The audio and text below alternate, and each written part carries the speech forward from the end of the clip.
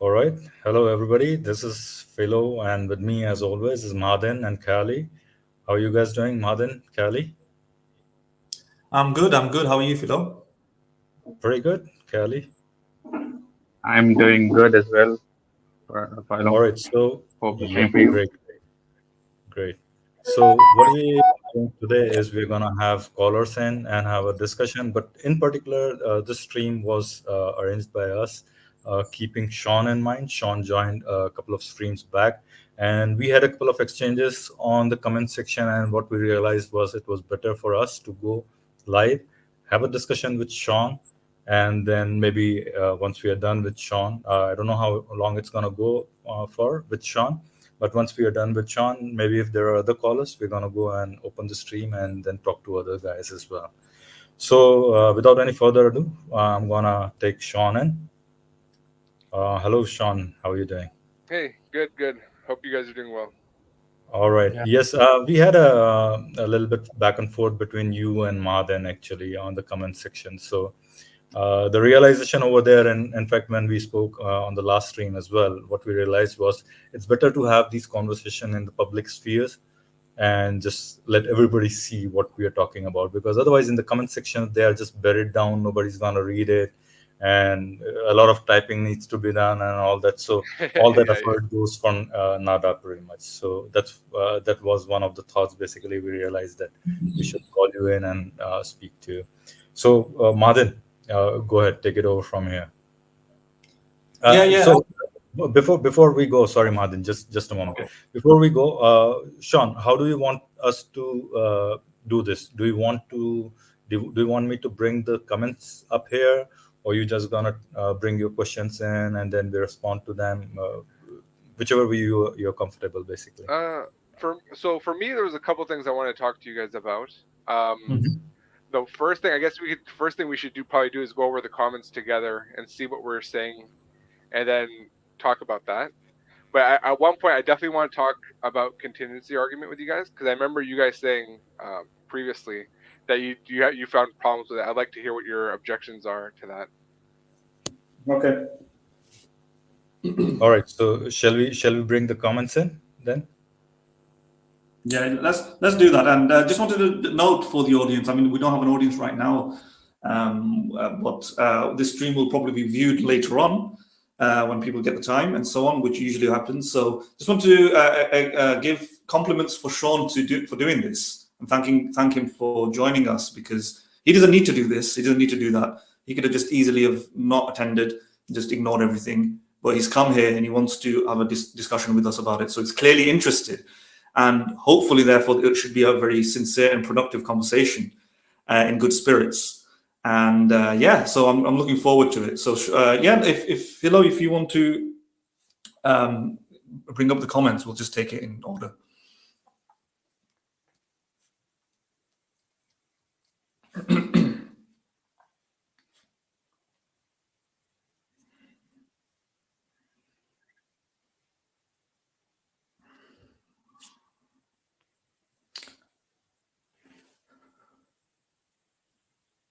Philo. Sorry, I'm talking on mute, by the way. I'm too busy. No. I'm too busy bringing the screen in. Okay. Right, right. Can you guys see it? Yes. All right. So whilst I'm on the screen, you gotta tell me uh, which comments you want to go first. Where, you know, Yeah. Let's see. start from this one, right? Okay, sure. All right. So you Okay, want so me to this, read it? Can you read it, Sean? yeah. Is it? So basically, this comment's basically about foundation for morality, and do you guys hold objective morality, and how do you hold it as objective? Your morality as objective? And I was basically saying that from my understanding, I can only see it based on um, from a scientific perspective, right? So I would identify human beings as an organism, and then our behavior as this organism dictates what is morality, and fundamentally the purpose of an organism is to survive and reproduce. So for me, like that's how I see grounding objective morality is the sole purpose of an organism is to survive and reproduce. So I'd like to hear what you guys think about that. Right, and that's what you said on your comments, and also what you said on the comments is regarding the idea that if you have to do it through science, then that is the purview, right? And that is how you will have to do it. Yeah. So just to put it in context, then the reason you were talking about this is because of your initial methodology, or for sake of a better word, right? Yeah. Which is to say that you can't know things entirely through or prove everything through the scientific method, right? Or rational thinking, or analytical thinking, I should say, right? Is that correct to characterize? Your view is very similar to Daniel Hakikic's view, right? So that some things that we just take on quote unquote faith or intuition. Yeah, so when I talk about intuition, right, I'm talking Mhm. about first person subjective experience. So, for Mhm. example, we were talking about feelings before, right? So, um, let's say like I stub my toe, okay, and I feel like I hurt myself.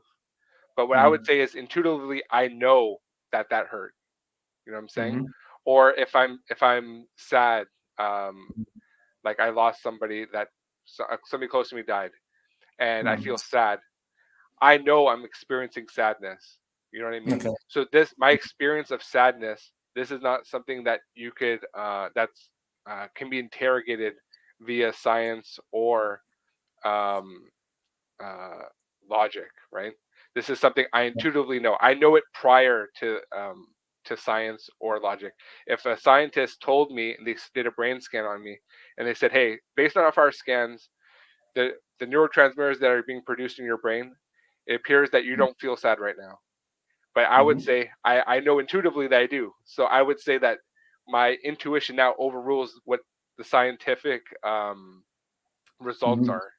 And I would say that if the scientific results either are not capable of um, observing my intuition, or it still hasn't it's not hasn't had the capacity, it's not capable yet to make those deductions. You understand what I'm saying?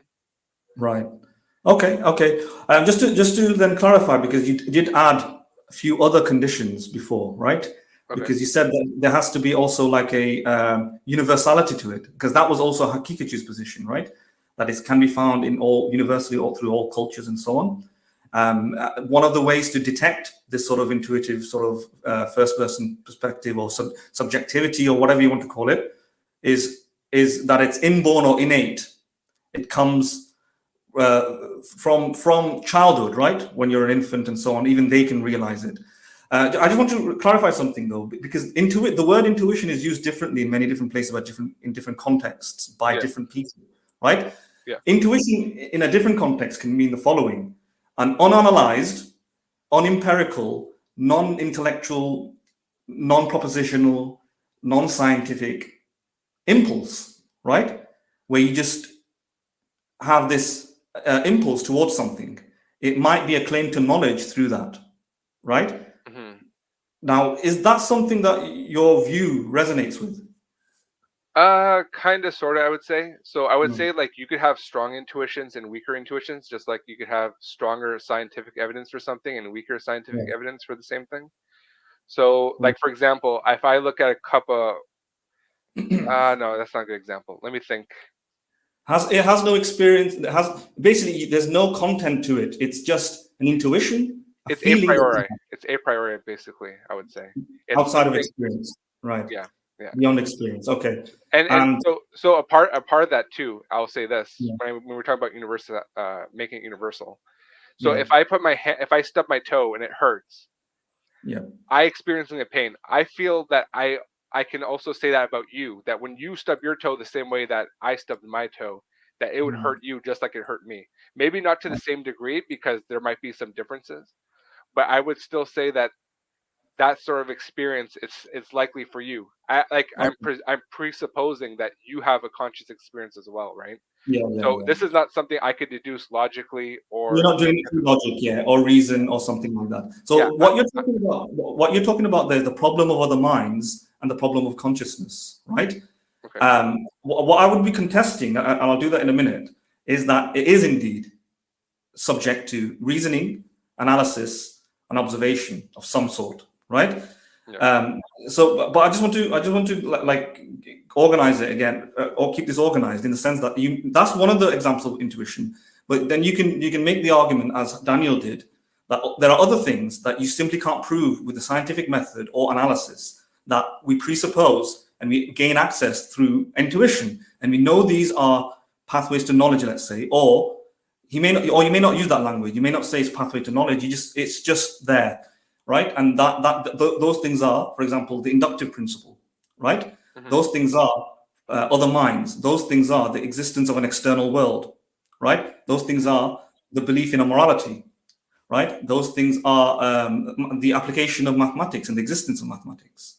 And finally, maybe what you said, consciousness and the existence of other consciousness. These are all not gained through experience or evidence. These are just known through intuition, right? That seems like a good representation of your viewpoint. Sure. Sure. And Mahadan, sorry, just to clarify, so there's a difference between the fact that I know that I'm feeling pain because I feel that pain, but because Mm, that is my subjective experience. But mm, so that is an intuition. I wouldn't even call that intuition. That is a subjective experience that I have. So I would not deny any subjective experience that I have, right? So that we cannot deny because that is a subjective experience that we are indeed having. But mm. now when we're talking about the problem of other mind, that is whether a similar experience is felt Yes, by, sorry, yes. I'm getting a feedback, sorry, Madan. Oh, sorry, I'll put uh, myself on. yeah, yeah. So when we are getting when we are when we get to the fact that whether the other person is actually feeling similar experiences, pain or pleasure, that is where an intuition comes into question, and whether we are not, and that is where our discussion would probably lie in, right? Because that is where we might disagree. The first part about our own subjective experiences, nobody is questioning that. So Well, the yeah, I the think Sean is discussion would, saying both. I what think do you say? Sean is saying. Can you hear me? Yeah. Yes, yes, Madan. Yeah. I think Sean is saying both is access through intuition because that's what he said initially. That the fact that he Yes. exists as well, the fact that he exists and the fact that he experiences things is sorry, the fact that he has a pain itself is known a priori, right? And it's intuitive, Yeah. right? So I would say that I'm presupposing that you guys are having the same conscious experience as I am. Yeah. Otherwise, you fall into solipsism, right? And is that correct? But yeah, okay. But can you make? Are you aware, even You would, intuitively, yes, Sean, you would that fall into. there's a stark Yeah, difference between the yeah. fact that you know that you're having a certain subjective experience, and between and this and between the fact that you are presupposing similar experience, or you're projecting that similar experience onto other people, that they are also having similar experiences, under similar circumstances. Yeah. So do you feel that intuitively that there is a stark difference between these two kinds Yeah. of So knowledge that you might have, or if you want to call that presuppositions or not? yeah, I'm presupposing that you guys are experiencing it too, but I don't know it as strongly as I know that I'm having that experience. Does that make Okay. Right. sense? Yeah. So it's clear to you that you would categorize that as a weak intuition, Yeah, let's that's say. that would be a weaker intuition, I would say. Okay. Yeah. Okay. And there's definitely like degrees to it, right? So so for example, I could feel that I'm full right now after drinking a big few glasses of water, and then the some other time I don't know, maybe I'm thirsty that day, it's super hot, I'm drinking just as much if not more, but I'm still feeling thirsty, and I'm everything all sorry, there's a little bit of feedback, but if I like I'm talking about if I had a perfect sort of control here where everything, my physiology is all the same except for the fact that maybe I'm more predisposed to wanting to drink more, I could probably drink more water. So there's a slight difference in there in that small intuition, right? But like something like my own conscious experience that I'm actually having one, or good and evil or things like that, or the fact that I'm having a conscious experience, I think that's like an irrefutable thing. I think if nobody Yeah. holds that, like, it has to be 100% true. If it's not 100% true, then we're Yeah, in so big trouble. Sean, yeah, Sean, you're right. So Sean, the thing is, in philosophy, nobody has declared these things to be true but by intuition. So Descartes, for example, was the first person, one of the first prominent person in Western philosophy, at least. I mean, there's been many other philosophers outside of the Western canon who's commented on the concept of one's own existence, the self, consciousness, and the entire summation of that was that it is one of the first things that you know, not through intuition, but through experience, because that is what it means to say it is experienced, right? Through experience, because that is an experience that you know you exist, because the very fact that you're capable of having experiences means that you exist, right? So here, the problem is the word that you're using is intuition, because when you say that it's something through without analysis, without evidence, without beyond a priori, beyond experience, that seems to stand in contrast to the fact that you're having an experience. Can you see that? It's not. How could it be a priori if indeed you're having a conscious experience? That's what we mean by conscious experience. For example, if I stub my toe or just have a pain, a headache, I am having an experience that is completely part of the empirical method. The empirical method isn't just about observations of things beyond you. It's about any sort of experience. It's empirical, known through empirical means. So that would strictly be, and that's what many of the philosophers in the 20th century came to, concluding that self-experience is just self-experience. Nobody used the word or terminology like intuition or the definitional components that you're giving, which is that it's just known without experience or argument or logic or reason, anything like that. So I think we're getting into the difference between brain and mind, right? No. It isn't. It doesn't. There's no mention of a brain. The fact that you have an experience, that's it. We're not got to the level of whether the mind is connected to the brain, consciousness is connected to the brain. Let's call that, we're agnostic on that for now. Do you get it? We're building knowledge from the first principle. The first principle is just experience, sheer experience. But how do I know I have this experience? Through experience. Okay, yeah, like I could say that, yeah, you're having experience, but like not all your experiences are physical. So for example, if you're having a dream and I'm having a nightmare, for example, and I'm feeling real fear, but I'm seeing things, I'm hearing things that I'm not actually seeing and hearing, right? So I understand what you're saying by experience, but I still Well, want that's mind. what I mean. It's not. It's also, we're completely blank on the idea whether there's a physical world. This is just the Descartes principle that the self exists. Now, it could be that there is no physical world. It could be that there is a physical world. It could be the world is a combination of physical nature, immaterial nature, whatever. But the point is, we're just trying to establish one thing now. Consciousness exists. Your consciousness exists, not other consciousnesses. Forget other consciousnesses as well. The first thing is just Sean exists. That is through experience. Because you exist. This is where I think therefore I am comes from. Right? Your conscious thinking, yeah. Right. Your conscious thinking ability is an experience, and that is part of empiricism. Then obviously we build up through empiricism and we go, all right, what else can we know through empiricism? What other experiences do I have? I've experience of a tree, but that's later.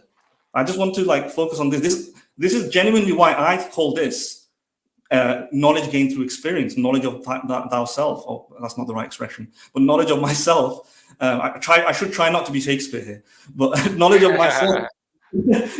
Knowledge of myself is through experience.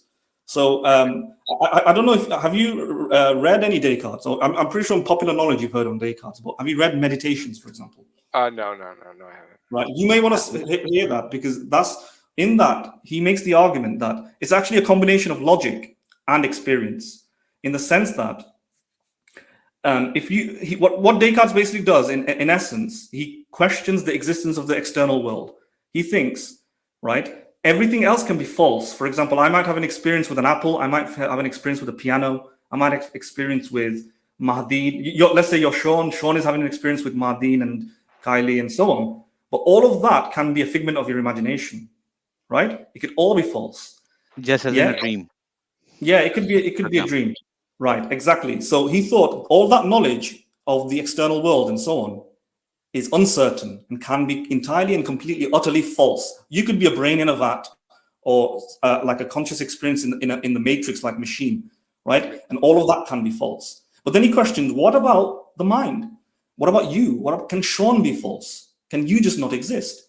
And then Descartes concluded that no, you can't, because to think that to doubt your own existence requires you to imagine yourself in a world where you did not exist. Now you can do that for everything else. You can actually think the apple on the table does not exist. Instead, it's actually a giraffe in the real world, the real matrix, on the outside of the matrix simulation. That apple might be simulated, but everything else, when you're outside of the matrix, the real world is actually a giraffe, right? You can doubt that. Now, can you do the same? Apply now the same methodology to your consciousness. Now, think that you don't exist, right? Mm-hmm. But here's the thing: because you're experiencing something, the experiencer must exist. So if you try to doubt your own consciousness, you have to presuppose your consciousness, right? In other words, if you're strapped to the matrix, experiencing a giraffe, right? Mm-hmm. Now your goal is to imagine you not existing. You can't do this simply because there has to be an experiencer experiencing this hallucination of yourself. In other words, to doubt yourself means there is another experiencer experiencing a hallucination of your own identity. You're really Matthew in the world, stuck in the matrix. You're not actually Sean, you're Matthew. But that would mean there has to be a you. So what Descartes deduced, and again, it is through reasoning. He deduced through reasoning, not intuition, through reasoning, that he thought it can't be the case that you don't exist. Or in other words, Sean does not exist. It can't be a true statement, or Sean exists is false. It can't be the case. And he did it through a combination of experience and logical thinking. Mm-hmm. And that's how we established that there's one irrefutable fact that must exist, which is the existence of the self. Can you see now? This is the reason why I don't think, when it comes to consciousness, it is just known through intuition. If Descartes just knew it through intuition, he wouldn't have to write meditations. He'll just open the book, and the first thing he'll say, I don't know how to prove any of this stuff. I just think it is. You get it? This is just something that we hold on faith. But he didn't do that. Yeah, so I've heard of so I know Imam Ghazali, he kind of like went down this way of thinking. It's like Cartesian doubt, right? And Yeah. so I want because he did have an opposition to this. I want to hear what your thoughts are. So I think, therefore I am, but you're trying to prove the I in that statement, right? So when you say I think, therefore I am, you're Can I just correct? that. Can I just correct that statement? By the way, I mean, Yeah, go ahead. so there is a problem with this. This quote has been taken as if I think, therefore I am. The actual translation should have been, I'm thinking, therefore I am, basically. Yeah. And the moment you are thinking, that's the only time you can be certain that you kind of you are. But again, there are problems with this. Some of the philosophers don't take it to be true, to a certainty of an existence, basically. The truth of existence. It can be certainty of your feeling that you exist, basically. Yeah. So the opposition that I'm familiar with is, so I'll go with your translation then. I am thinking, therefore I am.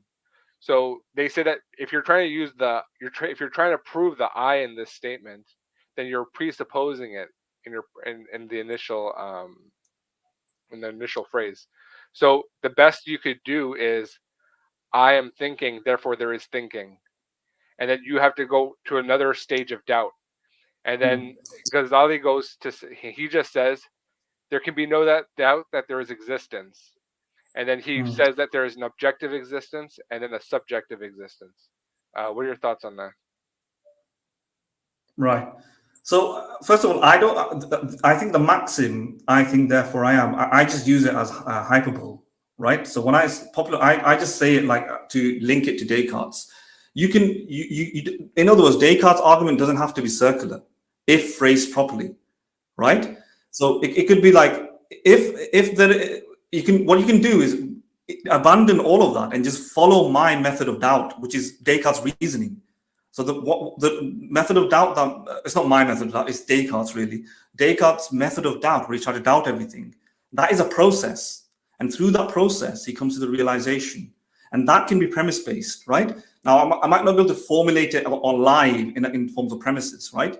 But everything that I said before, before Philo and you started talking about Ghazali and so on, that can be ordered down in premises. Just imagine, and eventually get to the conclusion. Yeah. So it's, I think, therefore I am. I think it's just a colloquial phrase for now. I don't think of because it does sound circular when phrased, but it doesn't have to be circular when you phrase it properly. Yeah, And in that sense, I'm not saying that I deny my existence. Don't worry about that. But I'm saying I that. think, yeah. Go ahead. No, I don't think you are. I think we're disputing how you get to realize this. And I'm just trying to say that it's not gained through intuition. It's not just intuition. Because if it was intuition, then the mere fact that you hold a belief subjectively is enough. Like, I hold a belief that I exist subjectively. That would be enough. It's the unanalyzed, non-empirical, non-deductive, non-argument. No, there's no arguments. There's no proposition. There's no reasoning. It's just I hold the belief. That would be enough. And I'm trying to say that Descartes had to do a bit more to establish his existence. And whilst there are critics of Descartes and so on, I do think he is successfully. I think the consensus is amongst philosophy that Descartes is correct, that his existence can't be doubted, simply because of the method of doubt that he applies to his thought experiment about himself. Because to think that you are not existing means that your existence is a part of the simulation. But who is the experiencer of the simulation? Well, there has to be a person, right? There has to be another experiencer experiencing the hallucination of the hallucination of you, right? And therefore, there has to be at least one experiencer, right? And this is just pure reasoning. There is no like circular premises. Intuition involved. Yeah, and there's no intuition involved, and it's not circular either. Yeah. We're past that now at this point. Yeah. I mean, in other words, what you could simply say is that there is definitely an experiencer. Now, what is the nature of that experiencer? We might question that, but we are not questioning that the fact that there is I mean, we are not questioning it because we have, when we try to analyze it, for example, if you start doubting yourself, you'll think that, okay, if I am doubting my own existence, then who is doing the doubting? So this means there's a doubter, which is doubting is a process of thinking, and therefore there must be a thinker who is thinking about this. So that is how you actually analyze this, and you arrive at the conclusion that yes, there is in fact an experiencer, a thinker. So that is the I, conclusion that you can arrive at least. I think in all said and done, what Descartes' cogito ergo sum does is it clarifies that there is a doubter. It doesn't say anything further than that, to be honest. So you can't Exactly. say I exist, basically, and I uh, as a being, right? As a being with There two is a hands and doubter. two There's legs. the only conclusion that you can get from it is there is Yeah. a doubter, basically.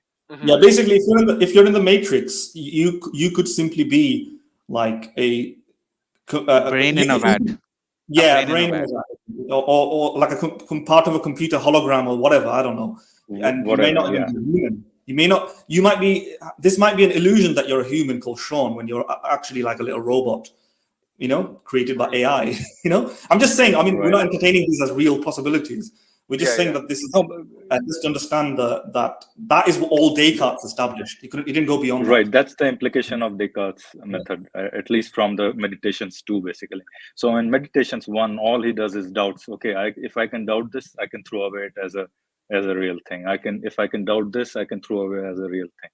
So ultimately, he sheds out almost everything in meditations one, and then in meditations two, he starts to build up his case for cogito ergo sum, basically. But yeah, I think we already discussed that pretty much, right? So Sean, I mean, so this is where what we're trying to highlight is that even the fact that we exist is something that we do analyze. It's not just based on intuition.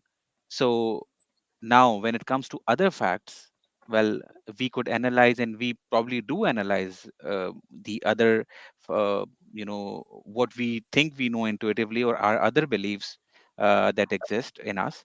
We do analyze them generally, but you are saying that no, we shouldn't, probably, at least according to you, at least we shouldn't analyze everything. And so that is where the, our probably disagreement would come, right? Mhm. Because I mean, I'm not going to ask the specific question, but let's go there, right? That how do you decide? I mean, first of all, it's quite clear that this fact that you know that you exist, or a thinker exists, is quite different from the fact that now you think that other thinkers exist. Now, this is there's a stark difference, because you said that it's and you identify. I mean, you realize that you even categorize this as a weak intuition. Mhm. So how do you?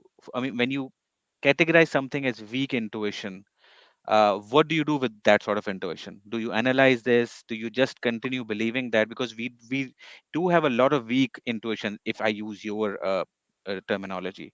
So we do have many weak beliefs or weak intuitions. Do you then not question any other weak intuition, or do you just select a few weak intuitions that you are not going to question? Yeah, so there are certain intuitions that um, I would say are innate, and the strong ones, they're like they're a priori. So I know what you guys are saying. I know what you guys are getting at. I can't remember the answers though. I can't remember the answers exactly because it's been a long time since I looked into this. Do you want to read any of your comments then, like that Uh, we can refresh? yeah. Are you on a Let's see. computer then? If Pardon you me. want to have a brief look, if you want to look, or if you want us to navigate for you on the screen, that'll be okay Uh, as well. You want me to bring it on a screen? One of those, any of your comments that that you put in there in the comment section. yeah, sure. Let's see what I was saying. All right. You'll have to tell me how to navigate it. Basically, I don't know where Because everything is. So let's read it one by one. Not this one. I had one where I defined intuition. Yeah, yeah. All Um, right. Let's go. Uh, I think you meant something like it's an innate inborn tendency that you have, and it's universally known, and everybody has it. Kids have it, and so on. And those things don't require evidence or proof or justification. And that those is this the one? impulses on their own is enough, basically, to. socialized. No, So that's is not that it. Hang something, on. Sean? Can That's you recall it? yeah. Was Hang on. was your I think it was. basis of something, would you would categorize as um, a natural intuition? Sorry, Madan, I'm getting a feedback. Oh, sorry. Okay. So, is that something that you were referring to, or you were going to refer to, that the fact that something is any belief is a natural intuition would be known by the fact that it is found universally amongst humans? No, I wouldn't say that. I would say it's something you know personally, like intuitively. It's something that you know, and it couldn't be So falsified by science or logical reasoning. so how do you universalize it? Basically, how do you say that your basic intuitions are the universal intuitions, basically, or No, in I a think sense he's of not even. manner, No, sorry, Fali, but he's objective not in a actually sense, right? referring. Yeah, yeah. I mean, yeah. So, Sean, I mean, you just said that I Sean. just want to say a little bit mindful because I don't want to, we don't want to stop, make it look like it's 3-on-1. You get it? That's So it's all good, Yes, dude. yes, You're good. absolutely. Good. Don't Yeah, worry. Don't worry yeah, about that. Don't worry about that. yeah. yeah. If I'm you a feel big like boy, you're, man. Don't worry about it.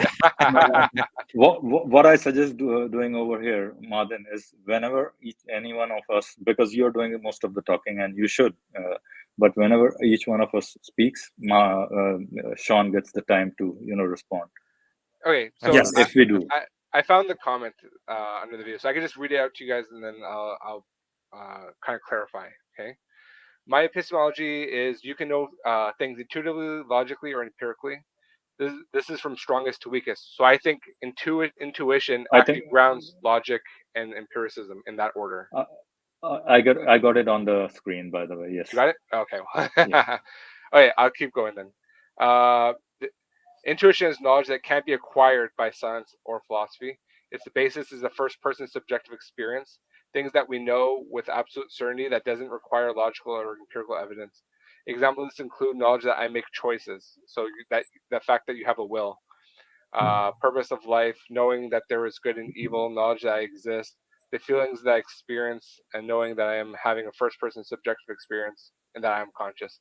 These are things that we know naturally and can't be disproven using logic or science.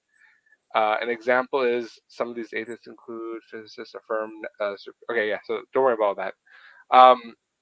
So I would say that Cartesian doubt that that we were talking about, I think that affirms the intuition. I think that but you already had to have it. Like you before you even got into questioning your existence, you already like the fact that you're even able to get into questioning your existence already proves that you're existing. Does that make sense? Yeah, but So you didn't get there with intuition though. You got there with experience.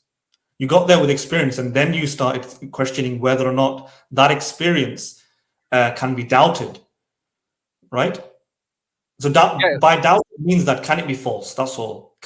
And then Descartes concluded that it can't be false at all. It's absolutely certain, right? But that's just concluding the certainty of whether or not consciousness exists, and if it's different from the uncertainty of whether or not the tree exists, because the tree can be doubted, it can be a matrix hallucination, yeah. right? That's just Okay, that part.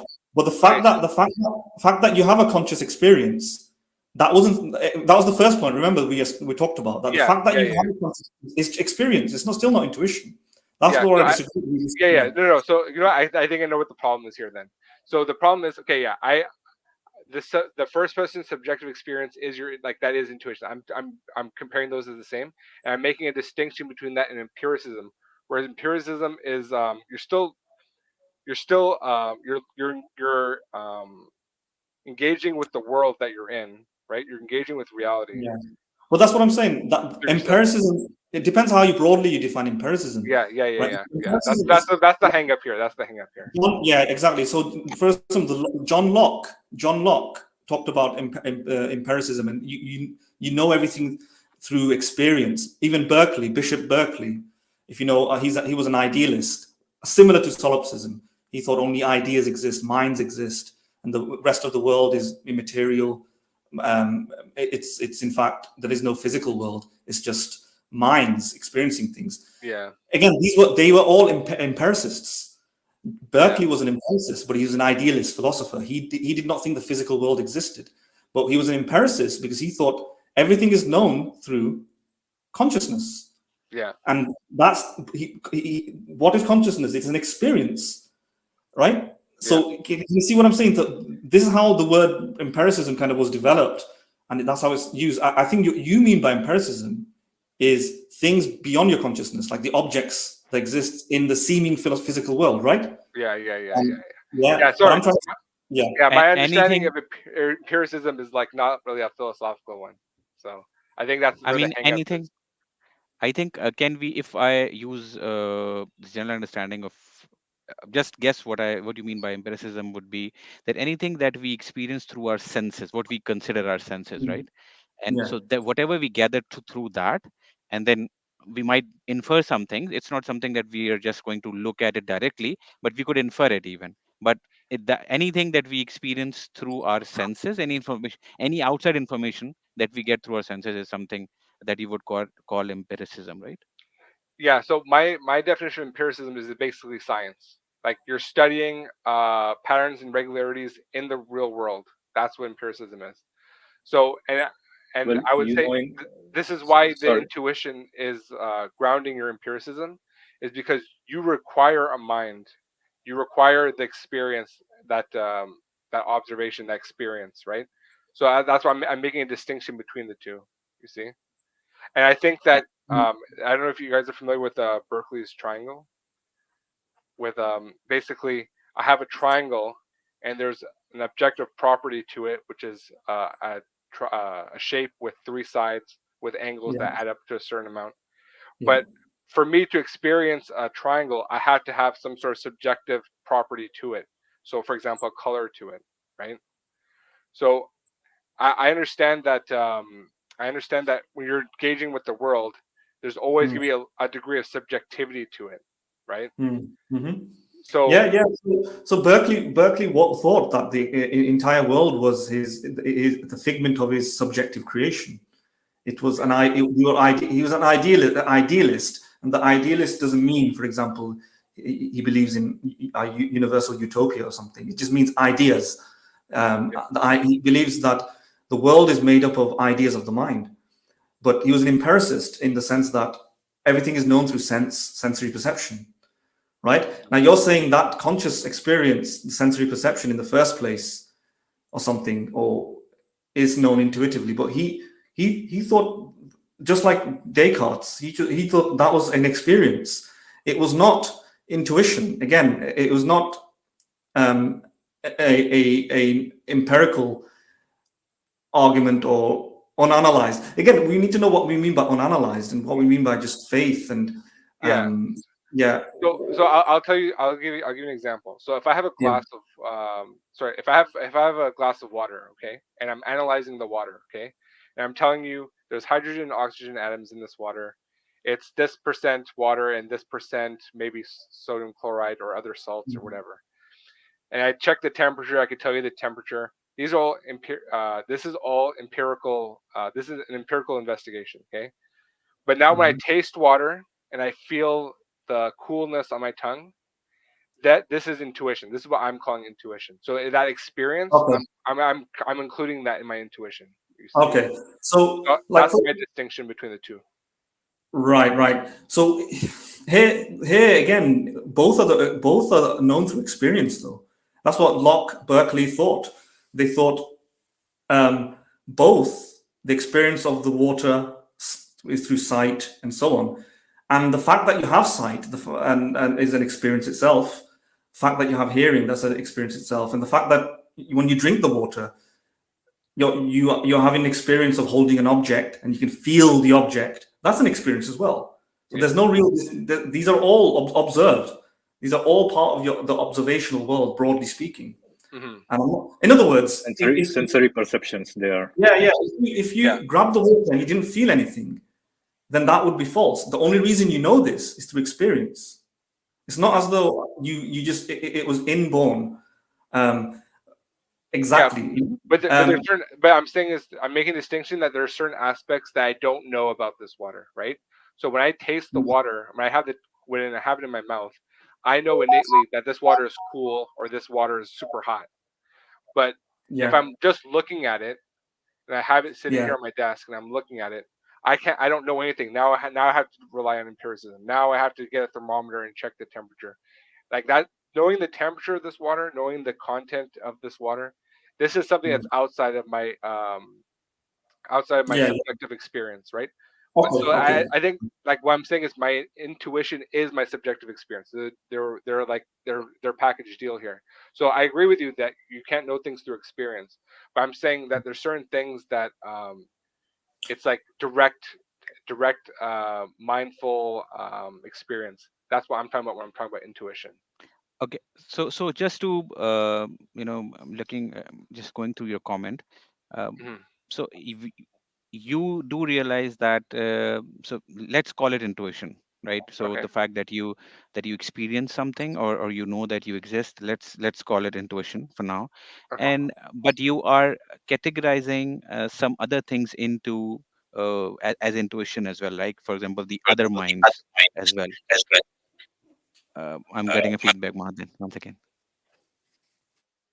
So just what I want to clarify over here is, do you realize that you cannot at least categorize these other things that you've included in intuition, at least as you could not categorize them as experienced, right? Yeah. No, So you I would don't say know, you don't know these by experience, right?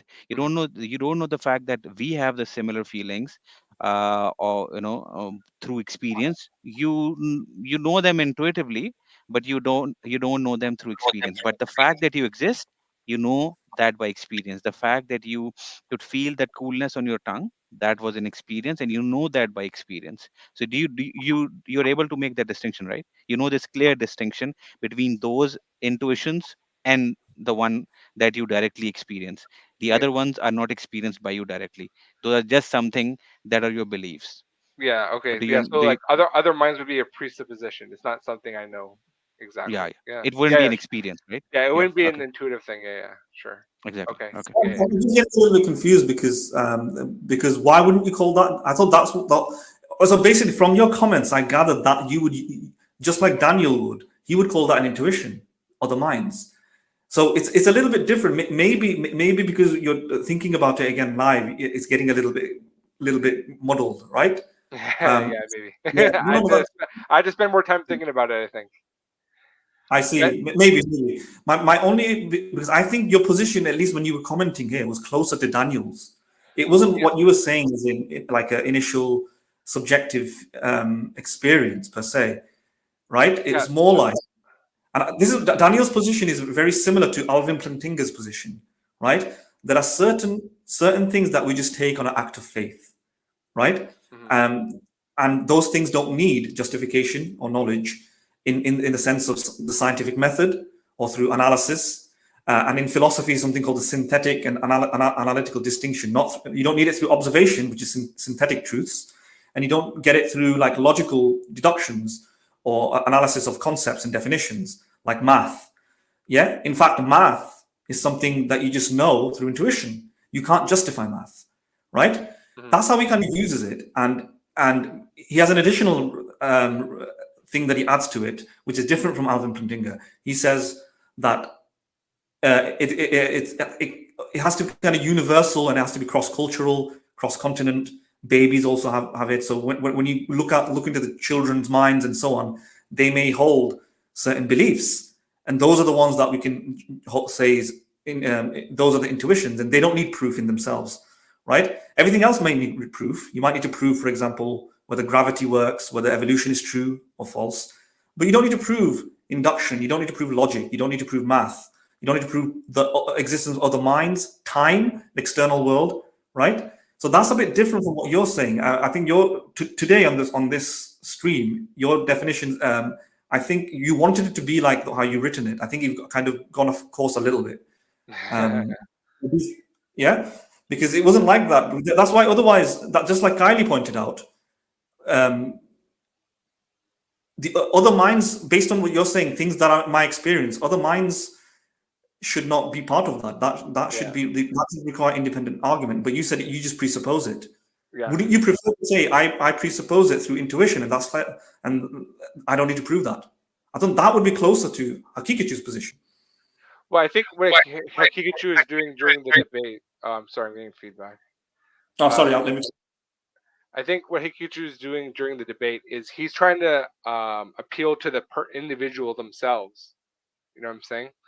So I don't know if he's necessarily making a universal claim. He's saying it's obvious that God exists, right? And you should know that too. You should already know that. And there was a part in what there was one comment where I put where basically yeah. So it's this the second half of this paragraph where I'm basically saying that you have an intuition that you have a will, right? But then it can get covered up through social circumstances, right?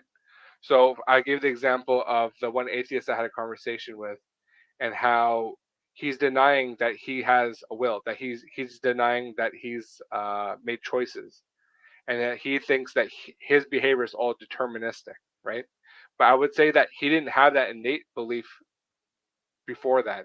He developed that because he has what's the best way to describe this? He's adopted a worldview, and that worldview is now covering up his natural intuition. So But you're saying his free will came into fore, and then he's gone into that mode of believing those things, yeah, right?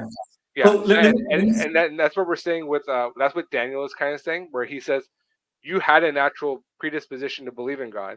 He didn't really talk about that too much in his opening, but he would say that basically you live in a world now where atheism is on the high, So now we have all these atheists, and now their atheistic worldview is what's dominant, and now that's covering up your natural predisposition. But prior to this point in time where atheism is kind of dominant, a secular worldview is dominant, everybody was a theist in one way or another. They believed in superstitions, and they believed in supernatural things and things like that. So it wasn't a super materialistic worldview that it is now. Does that make sense? Yeah, Yes, yeah. and I Yeah, the think, question and question still sorry, stands, by the way. I yes, think it does. question still stands. Whether you believing something to be 100% true, does it make it to be true? Is the question, right? Yeah, That's what we Yeah, need yeah, to just, answer. yeah, yeah. That question just remains. Yeah, but I would say that this is something only you can answer, right? Because for me, like again, my me knowing that I'm making decisions, for me this is undeniable, right? And I think Madan and I, we had a discussion about a certain study. I think that's kind of below this, where I would say I would like there's like a certain study that says that you have a brain reaction that occurs a few milliseconds prior to you making an action. I forgot who the study was made by, and then I from another study that kind of went over it.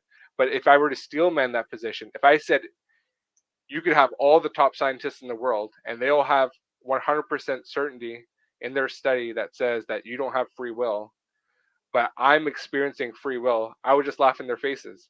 You see?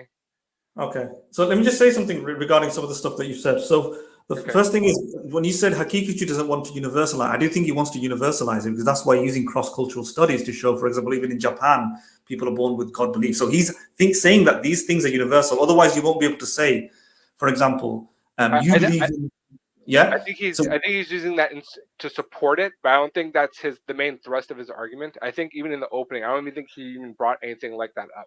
yeah, well, Right? then otherwise, you won't be able to support the He did. conclusion that God belief is a natural sort of sorry, not just natural that you can get it through intuition. So he's saying he's obviously thinking every human can get it through intuition. So Yeah. of course it's to support what he's saying, but Yes. without that, you can't get to the conclusion that every human has that intuition. Yeah. So this Yeah, is where I that's think saying. he's pleading with the individual directly, right? So because he's saying that you Yeah, have but the this natural individual is intuition, one of and individual.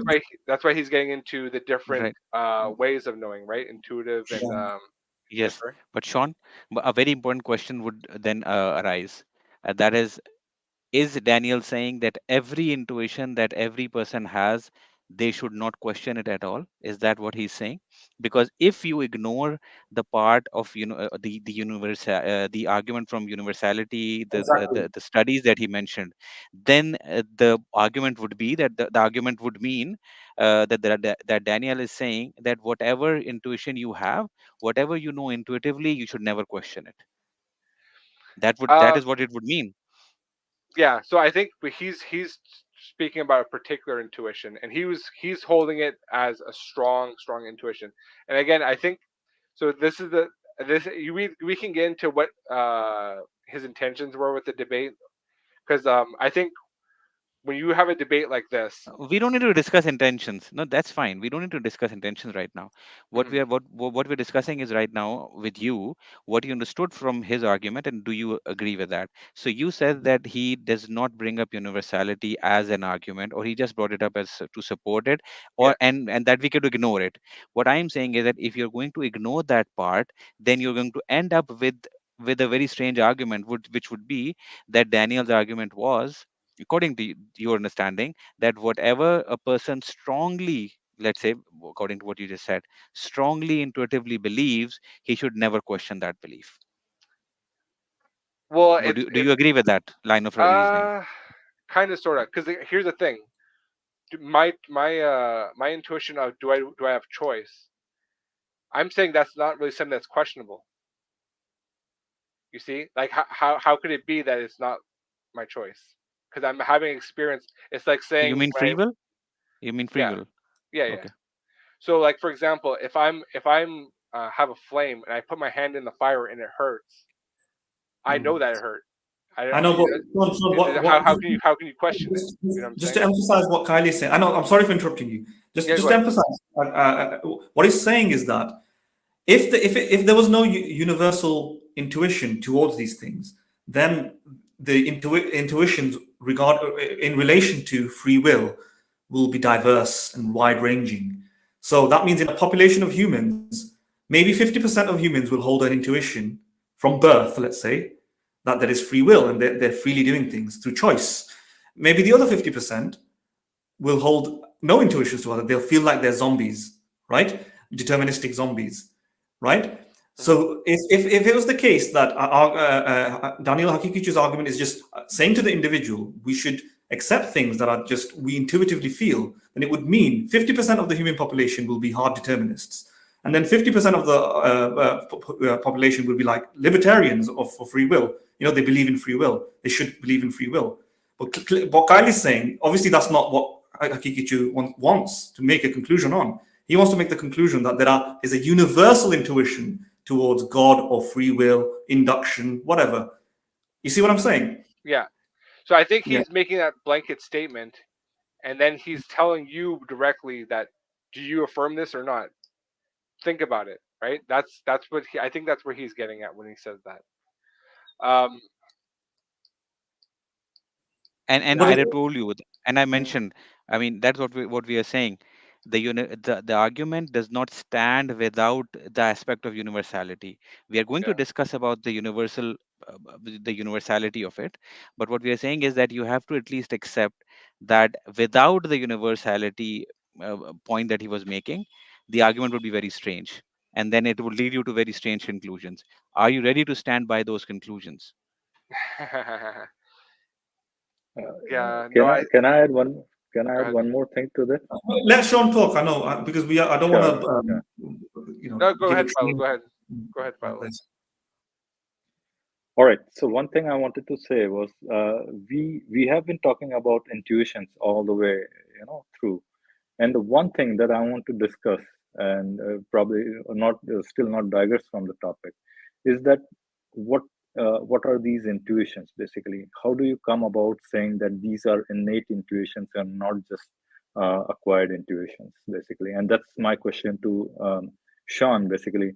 How do you say which intuitions are innate and which intuitions are acquired, basically? Yeah. Yeah, I So mean, and in fact, just to in fact maybe rephrase it. So, do you question any intuitions that you have at all, and on what basis do you identify, or on what basis do you decide that, okay, this intuition I am going to question, and this is an intuition that I'm not going to question? Philo, do you think that it would be the same question that you're asking Yeah, yeah, yeah, in a way, exactly, right? exactly. Okay. Right, exactly. yeah. So I would say that basically the claim is that it's a universal intuition. How, but the thing is, in intuition, how would you demonstrate it? Right? It's hard to demonstrate it. That's why I'm kind of going along the lines of that's why he's appealing to the individual. Like, listen, all of history we had people that believed in the supernatural, right? And in the debate, he was talking about how even like you have like these random tribes, they also have some belief in the supernatural. And so with that, what was the second part you guys said? It was something else. Sean, there are Yeah. tribes that don't have those supernatural beliefs, right? I There is know, a there is but a tribe in Andaman Nicobar. There are quite a few tribes in Amazon. There is a tribe in Bolivia. There is a tribe in the next door state or country, whatever that is. I forgot the name of it. So there are a couple of tribes. They have been secluded pretty much all throughout their history, pretty much. And all and these I mean, intuitions that you are gathering from, yeah, they're coming from these the culture that have somehow intermingled with the greater society that we see today. yeah. Philip, So Philip. So when you say when you try to do these studies, there you have to be Philip. really specific, basically, as to what kind of societies you have to be inclusive of all those societies as well, right? yeah, no, I Cultures as understand. well, So I would right? say this, right? So he's saying in general, right? Because I would say like right now we have a more secular worldview, right? But that's due to the current social climate. So we could say that in those isolated in those social isolated tribes, maybe somebody at some point developed that idea and then they ran with it and that became uh, popular. But when you're taking a holistic look in history, how many people of different places, like a huge proportion of them are believing in supernatural things and like that. But then I know you guys are gonna get to the point where it's like, okay, what's the cutoff, right, or something like that. And that's why I think again he's appealing to the individual, because again this is not demonstratable. Your intuition is not something that's demonstratable to a degree where you have absolute certainty, that you could say like, oh, this mind over here, they have the same thing as me. So he has to go to the individual and appeal to them that, listen, this is what he, because basically affirming he's just saying that this is true, and he's pushing that, listen, you have an intuition, you have to discover that subjectively yourself. Okay, Yeah. do you know what you know to be true, or is this social, is this a type of social indoctrination? In which case, you have to dig that up and figure it out yourself, right? Right. So let me just say, I did not get that from Daniel at all. Right. No. I didn't. I think what you said is in part correct. That he's appealing to the individual, but he's also saying that the individual is part of the greater whole, the community, and everybody, almost everybody, universally shares those specific intuitions. Yeah. Right. Well, And that's what he'll he is say like he'll say with obviously. absolutely, but I wouldn't say absolutely. I would say you'd have pockets where they may come up with different things, and like, there is like some divergency, right? Um, yeah, go ahead. You were about to say Yeah, yeah. something. But my point is the specific intuitions, right, regarding the things that he said, specific intuitions like induction, the external mind, sorry, the external world, other minds, time, the fact that the world doesn't disappear when you close your eyes, mathematics, logic, yeah, Hmm. these are, yeah, and so on, and maybe an impulse to a god, right? These are, when he appeals to the individual, he's saying that obviously you as a member of the community have this, but that's because it's universally shared in the human condition. And he can find, and this is why he uses, then he has, when he makes that statement, he has to support it with empirical justification, right? He has to Yeah. go to a psychology journal, article, anthropology, whatever, and show that this exists cross-culturally, that Yeah. even colonies, countries, civilizations that have not been touched by Western, Anglican, Judeo-Christian, whatever you want to call it, ideas. They've grew in an isolated fashion. Even they have it or something like that. He doesn't go as far to show that. Yeah, but he does say that, for example, children born in certain atheistic societies have it. That's what he goes to say. Yeah. Um, and he needs to show that you have that intuition, right? This is what I'm trying to say, and Yeah. that's what So, Gary was trying to say. And I was trying to say. I know Philo is saying here that, given the lack of that, he's making a challenge about the actual universality of it. But the thing is, in respect to that part, there isn't at the moment there isn't any evidence showing that there's at least a monotheistic God belief that is innate. I think we talked about that, yeah. right? I know there's way too many open issues now here in this conversation. Well, I don't I know. let me just respond to that then. So I think, like I said before, I think the main thrust of his argument is appealing to the individual. He is going to support, he is going to affirm a universality to it, and he kind of made these appeals to like, the study, like the Barrett study, and but I think, like, again, is that something that's gonna compel people? I don't know. I don't necessarily know that. I don't think, personally. I think that a study says something like that. People may not. That I don't think that an atheist is gonna become a Muslim because of that. I think that's all Muslim arguments are always going to be something that's, what's the best way to describe it? Um, a cumulative sort of uh, evidentiary process.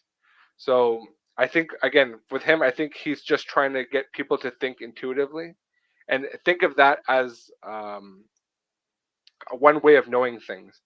Because I think the main thing that we should focus on is he spent most of this debate talking about epistemology, right? That was the main thing he was talking about, because he knows. Okay, I'll tell you guys about Matt Dillahunty before, because I'm sorry, it's gonna be a little going off topic here, but it is a part of it. And it is something that has to be said.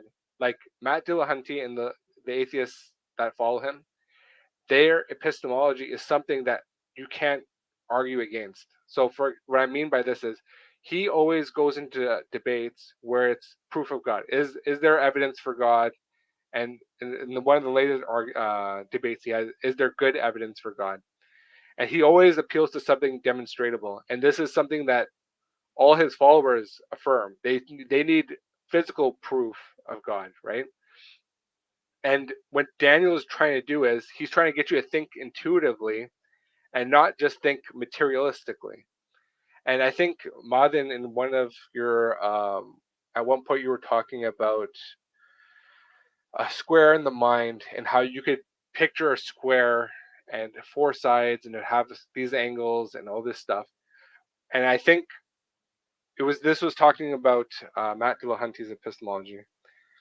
But I think thinking of it abstractly, that wouldn't be sufficient enough for him. Like just like a good logical argument would not be sufficient enough for him. For him to believe that there's truly a square, you have to actually draw it out in front of him and measure the angles and measure the sides and then demonstrate it. And I think that's kind of where he was going, like mostly with the debate. That's why I don't think he put a whole lot of emphasis on universal proofs for that. I think that's why he spent most of the debate talking about epistemology. No, but what Daniel did is, so let's say if he had a disagreement with Daniel's epistemology or his standard of evidence that he required for God, then he should have clarified, or he should have put forward the fact that empiricism or a scientific evidence or a physical material evidence is not something that should be required. Daniel went on let's say the other extreme. He started, so he could have said, if he wanted to, he could have argued that his standard is Daniel's standard is not valid, and he should be ready to accept logical, let's say, deduction as a valid evidence for God. He did not, right? He did not use that. He did not presented that once during his argument to convince Matt or anyone else. He did brought them up when Matt said you haven't discussed or you haven't mentioned any argument, or you're saying that there is no argument. Then Daniel just responded by saying, no, people do bring up argument from contingency and all those similar arguments. But he just brought them up when Matt said that you are saying that there is no argument. So Yeah. Daniel did not bring this particular approach as evidence for God. He brought a completely different approach, which is the intuition based. And just to point out something, what you just said, and I would disagree with that, from what I understood you said is that Daniel was just giving people was asking people to think intuitively, and was giving them one way to think about God. He was not thinking about giving them one way. If you listen to his argument, he was saying that you should not go to any other approach, particularly not the empiricist or the analytical approach for thinking about God. He was very clear about that. So we cannot see Daniel's approach as suggesting that this is one way that you can arrive at the conclusion that God exists. He was saying that we don't need to go to any, or we don't need to use any other approach to arrive at the conclusion that God exists. Do you agree with that? I'm trying to remember the first part of what you were saying. So I would So say there that were two things. So there yeah. were two things. I will just repeat them. The first one was the fact that, in fact, I've forgotten it as well. So, Because so Madan, that was what the did I main. say? Damn, that was I Yeah. think main thing I wanted what you to were respond. saying, Khayali, was that first thing is he didn't need any other approach, no contingency, no deductive argument. So you were saying I he was should, saying, if he yeah, wanted to Daniel. do that, yeah, Yeah, yeah. he You could have said that brought the he other had a. arguments first. Yeah, Yeah. yeah. So you said that he had a major disagreement with Matt's approach about asking material argument, material evidence for God. But if that was the case, he should have brought up the fact that deductive argument should be a valid evidence. He brought up the argument from intuition, but and did not discuss the argument from deductions or any logical arguments for God. Yeah, so I think he purposely chose intuition because it's totally the opposite end of from empiricism, right? And I think he did that deliberately because he's trying to say this is legit evidence, and what you're asking for is not legit evidence. And again, again when Matt Dillahunty goes into debates, if you gave him a logical argument, he would say, "Okay, you still have to demonstrate it. You didn't just demonstrate. There's no evidence." And he's Just done to this clarify, just to so many clarify, debates prior. Sorry, yeah, go ahead. just to clarify though, it might be because it depends what you mean by demonstrate. So, is any of the logic? So, some logical arguments. So, it might be something like the example of the you might say necessary truth of a square has to have four sides. Yeah. Yeah. A square by definition has four sides, but that doesn't establish, for example, whether there's squares in the real world, right? So it depends what you mean. I have seen this Dillahunty say stuff like that, so I'm not 100% sure. So it depends what he means. I don't want to misrepresent him as well, because does he mean, for example, the proposition that squares must have four sides is indeed true as an analytical truth, but it doesn't mean it instantiates in the real world. Now, in order to find out that it exists in the real world, you have to find something that's like a square, maybe through geometrical mapping of the world. Yeah, you can find lots of square things, and there you go. There'll be squares or some form of square. But you know that through experience. Because you're in this world, you go and establish it through sensory perception. Right? Another example would be something like all bachelors, all bachelors are unmarried. Again, that's a necessary truth. You don't need to you don't need sense data to confirm that all bachelors are unmarried. They're true by definition, right? Through analysis alone. You look at the concept of bachelor, you can look at the concept of unmarried, and you can figure this out. It's like a tautology.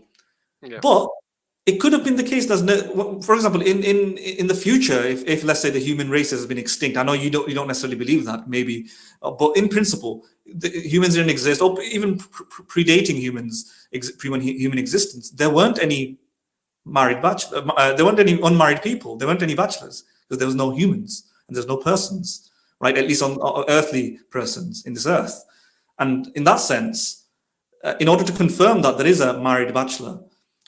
Sorry, a bachelor. You have to go out there and find out. Look, this person hasn't got married. He's a bachelor.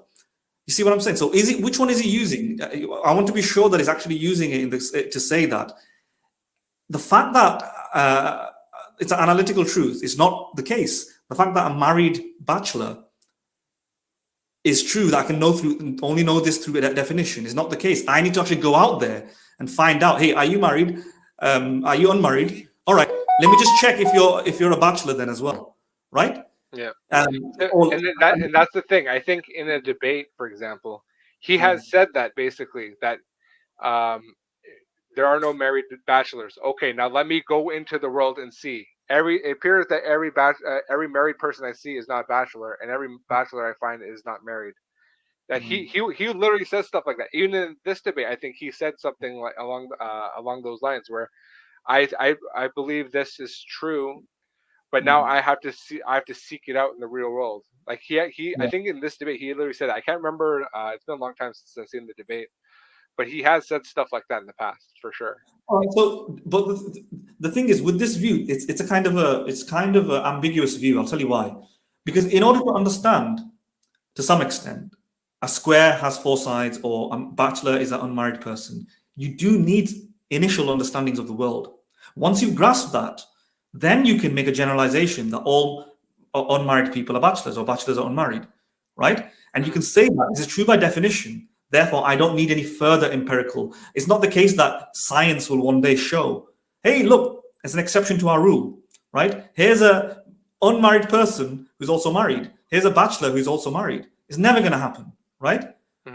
Right? But how? So that's the analytical part, in the sense that you can confidently sit a priori from your armchair and rule out any possibility for science to topple that knowledge, because through analytical reasoning, you know by definition. But initially, when you had to learn it by definition, you would not know what bachelor means, or unmarried means, or married means, without understanding of what these concepts mean. But how do you understand what these concepts mean?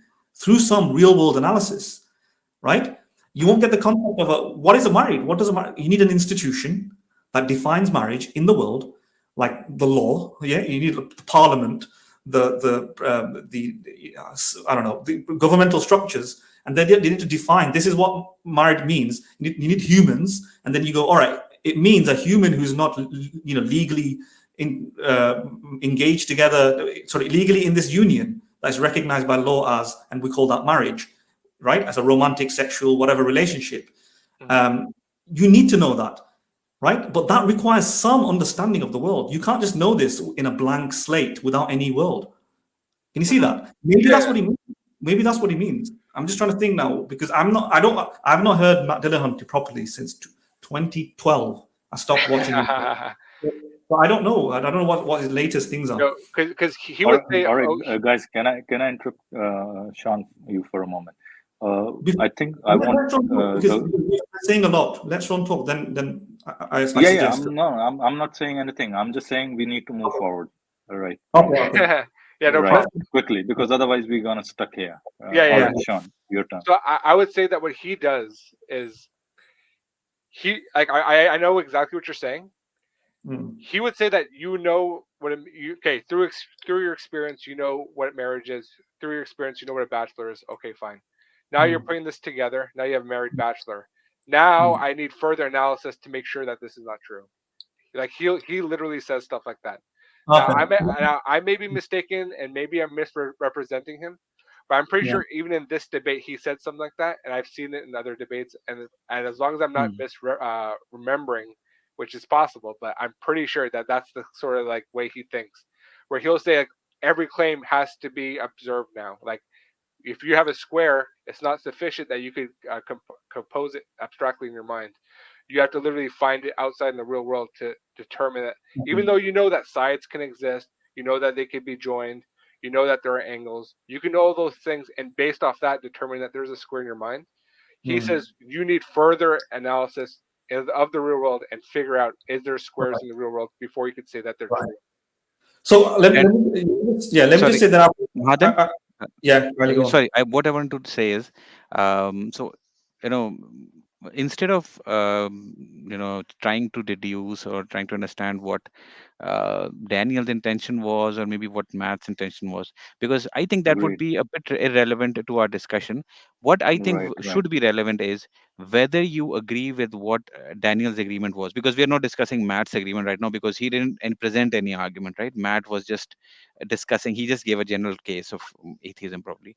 So we are discussing Daniel's argument, and we are discussing, do you agree with that argument? So instead, I think what would be more relevant to our discussion is whether the argument that Daniel present, with whatever intention, do you think that argument stands on its own?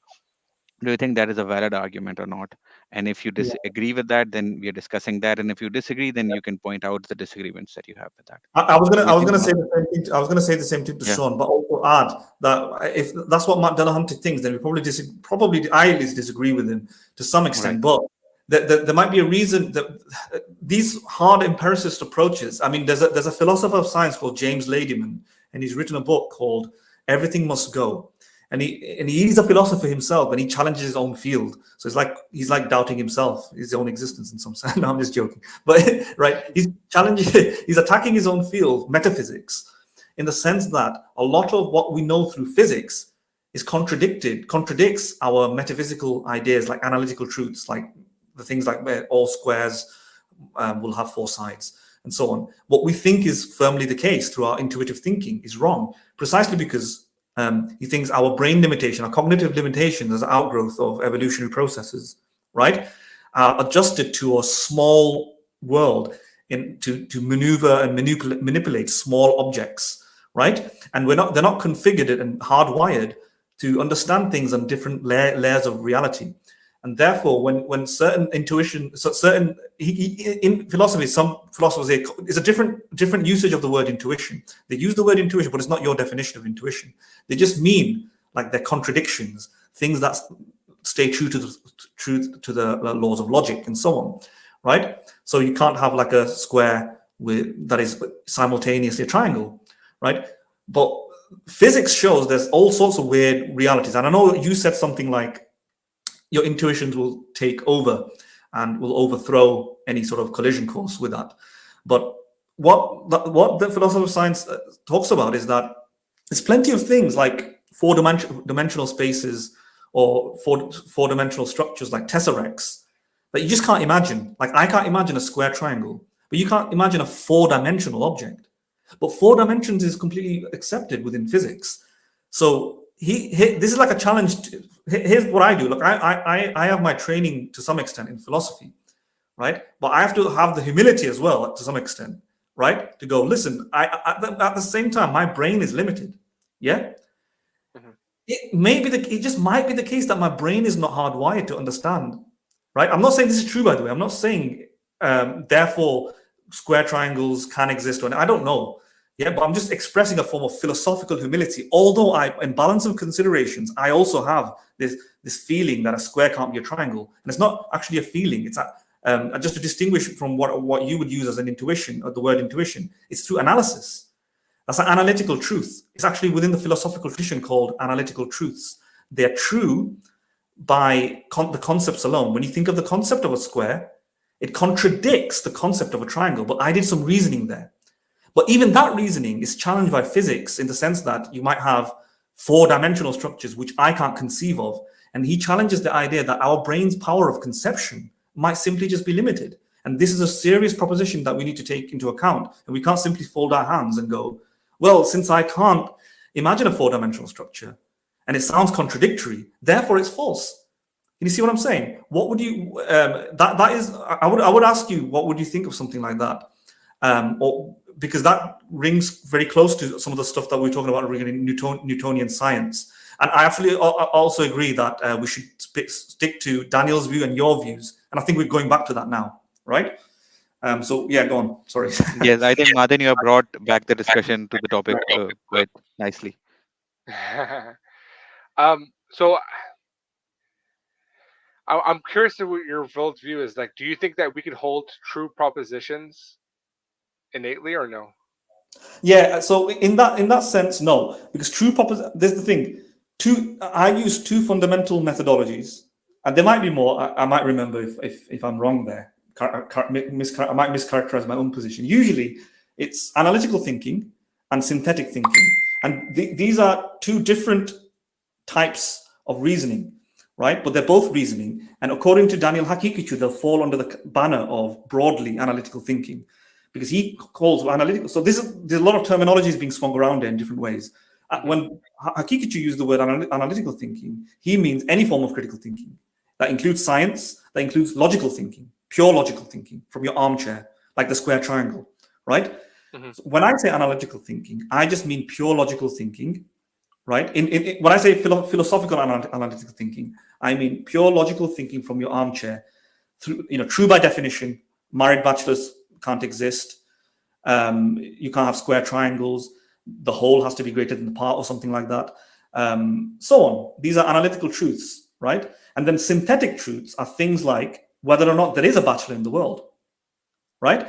Whilst I might agree there can't be a married bachelor in the world, whether or not anybody is a bachelor, whether or not, for instance, Sean is a bachelor or Sean is married, that is not an analytical truth. It's not true by definition. There's nothing in the definition of Sean that entails logically that he must be married or unmarried, right? And there's nothing in the definition of married that entails that it's Sean or something like that. Yeah. Mm-hmm. Well, how do I know this? Well, I have to go out in the world and make an observation that Sean exists, and look, Sean is married. Maybe he's got a wife, or maybe he doesn't have a wife, and therefore Sean is unmarried. That's a synthetic truth. So those are two ways of knowing things. And the second one, synthetic truth, is through observation and what you might call empiricism, experience. And the first one is also technically initially through experience as well, because we need to understand these concepts. But then after that, it doesn't need each and every individual instance. I don't need to go and confirm every single square to have 4 sides, right? Because once I know a square has 4 sides, once I understand those concepts, I can, from my armchair, make a generalization that by definition, in all possible universes, if there is a square, it must have 4 sides, right? But those, I call both of those thinking, that they're reasoning. They're both forms of reasoning, analytical reasoning and synthetic reasoning, right? None of them are true by definition. Oh, sorry, my fault. None of them are true by intuition. You see what I'm saying? This might be our disagreement here. Yeah. The central disagreement. Go on. So if I poured water on your hand and you Hmm. felt wetness, do you know it? How do you know it to be wet? In what way do you know it to be wet? So wetness would be the experience of the wetness. I just use a sound with my mouth called wetness that I've Yeah, adopted through human language, yeah, to explain this particular feeling, which is the yeah. water in my So hand. I'm talking about That's the it. feeling. I'm talking about the feeling. How do you know it? How do Through you know that experience. feeling? Through Through experience. experience. Yeah. So what is that? An That analytical or is that synthetic? would be synthetic. Synthetic. Okay, because it's Yeah. through your experience. You would call. Yeah. Okay. It's a broadly observation. My observation is about my experiences. Yeah. Can you see what Okay. I'm saying? This is probably Yeah. our disagreement. Yeah. It's Yeah. Yeah. just, This is yeah. it. This is it right here. So synthetic. When you now, if I were to check the temperature with a thermometer of the water, and I see the temperature is whatever 100 degrees Celsius. Okay. Hmm. Now that's analytic. Is that what you would say? Sorry, say that again. If you check the temperature is 100 degrees, Yeah. So That is now also synthetic. what would be that, synthetic? What would be that's synthetic? also Yeah. synthetic. That is also synthetic. Yeah. Okay. See, so I make a split. I separate So those two. your division seems to be there is a fine line between those two, but then still you're leaning one way or the other for both of them. They are both experiential, as Mahajan said already, right? Yeah. Yeah. You Yeah. can't have a Absolutely. witness felt unless you're thinking in your mind, and I'm correct me if I'm wrong. You're in your mind, you're thinking, because it's a witness is a concept that I can't really grasp that well unless until so you're thinking that the feeling of witness has to be something extra experiential, basically. Correct me if I'm wrong, right? So I would say that As in you're thinking it has to be an intuition rather than experiential feeling, which is still getting through to your experience via empiricism, basically your senses. yeah. So I'm including experience with my intuition here. So I'm experiencing the water's wetness, whereas I'm observing the temperature as stated by the thermometer, and make the But thermometer is making a witness reading is of the still water. witness is a definition. Unless until you come to know that definition through empiricism, you wouldn't call it witness, would you? Say that again, sorry. So I'm saying witness is a definition that unless until you come to the definition through experience, you won't call it witness, right? I mean, you have to define it first, basically, to have an experience of it, basically. Not to have an experience, but to Let at me just, least. Yeah. yeah, So let me don't get hung up on the clarify. on the word. I'm Both, talking about just the first person subjective experience of let it. me clarify. Both the external world and the internal world are experienced. That's what we're trying to say, Yeah. right? Yeah. They're both broadly through observation, right? And that's it. That's it. So Are you, the pain that you feel is still learned through experience. The tree that you notice, or the thermometer the outside, is still learned through experience. One is a part of the external world, and one is part of the internal world. And in philosophy, both that's been the case. People just describe both as experience, and that's what the empirical method really kind of talks about, is that we learn about everything through empiricism. Now, that might be a strong claim, so I don't necessarily believe everything. I wouldn't. I don't like to make such absolute statements, but it's the empiricist tradition would be like that. Is that our subjective experiences that are internal to us is learned through experience because we experience things, and our experiences with the apparent external world, things that exist out there, is also through experience. It's none of them are intuition, because by intuition, if you mean without observation or experience or analysis, then that's clearly through experience. By intuition, if you mean something else, then I don't know what that exactly means, unless you're just using the word intuition to mean internal experience. Well, I agree, you can have internal experiences. I agree with you. Where would the dispute lie now? If I don't disagree that you can have internal experiences, but this is not known just so, because there's no reason to think that. Just so would be is that two just so would be something like so A plus B equals 17. Just so. See, there's no reasoning there. Why? we don't know what A is, we don't know what B is. That is just so. That is just intuition. And if you say it is just intuition, it's because I hold it. Now, I agree with you. Then that would be a good case for intuition. You're not using any reasoning.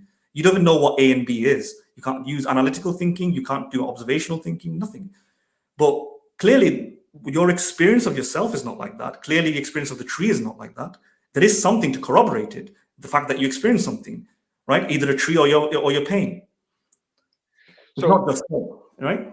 yeah, so when I go back to the example of the water, when I touch it, I feel a first person subjective experience of wetness.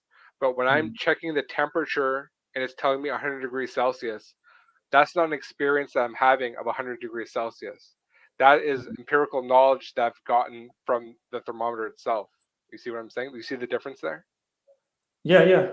I agree. I agree that that is knowledge that you obtained from the thermometer. Yeah.